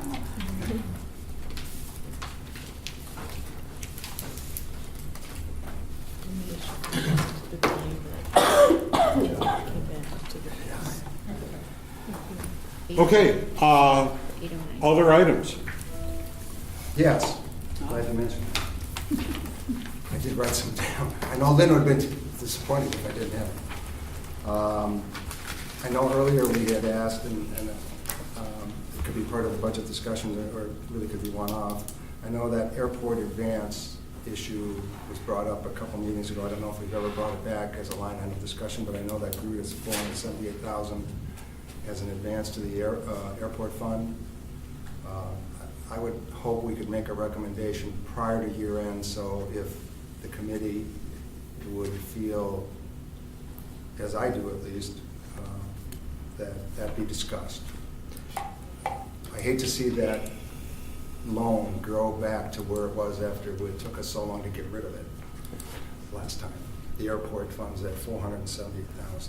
So what information would you like? All we need is that balance and a discussion. Okay. Yeah, that's all. I think that logically would fall in the budget discussion. So it could be wiped out before year end. Yeah. Right, if so discussed. The 5-year forecast distribution is going to happen now, right? So we're going to see that. And are we using the new worksheets? Are we going to use this Ellers tool, or are we using our own? So it's not, I think your understanding of the tool is not quite as simple, where you like put in a number and then it changes the projection. It's not quite that simple. So if there were assumptions that were in the 5-year plan that you guys would like changed, then I can change them. I just need to know if they are, as a committee, what you would like to see different. Okay. But you are going to use the tool as your detailed line item budget prep? Or is it just more of a general? I was looking at that one in the prior year's financial forecast, and I think it'll probably be a blend of the both. Okay. I haven't finished it yet. Okay. I was hoping that we get exposure to that tool if it's going to be a key driver here on a go-forward basis. It's not a tool per se. Okay, they referenced it as a tool. Yeah, Well- I think that's the easiest way to describe it, but it's not, it's still basic Excel spreadsheets where you have to do some work Okay. to it versus just being able to input a number. Yeah, unlike the thing that was demonstrated at one of the meetings Right. where you could do things real time, it's not like that, is my understanding. It's just an Excel spreadsheet, and you have to go in by hand and change assumptions and things, and it doesn't, it's a matter of actually redoing the spreadsheet from scratch. So it's, I had the same understanding that you did. What's that? Would we have access to those spreadsheets? I mean, I work with this Excel all the time. I don't think know if that's available to us or not. I would respect staff on that. There are good reasons for those spreadsheets not to be made available. I'll just, I have a question. yes. We would ask if, oh, sorry. Go ahead. So next meeting's Monday, October 30th. We're going to review the budget recommendations. Is that correct? We're going to start reviewing the budget. Yeah, When are we we will having- have the budget next That's- week. That's what I was going to ask. We'll have the budget next Actually, week. it'll be Monday the 23rd. So Yeah, that's next week. Yeah, 23rd is Monday. 23rd is Monday. that's correct. Yeah. So I thought we were on the same page. Yeah. She's a little congested. Yeah, sinus trouble, yeah. 250 pages. That's a lot of detail budgets. That's it. Okay. Do I have a motion to adjourn? Oh, I'm sorry. Whoa, whoa, whoa. Go ahead, Dave. location for next meeting, there's a little question about, will we continue here or would we be in City Hall? No. The intention is to continue here. Okay. I mean, I'm indifferent, I just wondered if that was, because all you folks coming from your main office to this office. Oh, we love coming here. This building is awesome. This is so much nicer. Well, it's wonderful, I agree, I just wanted to make sure. Any excuse that the chief can make coffee, you know, we come. Best coffee in town. Okay, now, motion to adjourn? Second. Okay, non-debatable, all those in favor say aye. Aye. Opposed?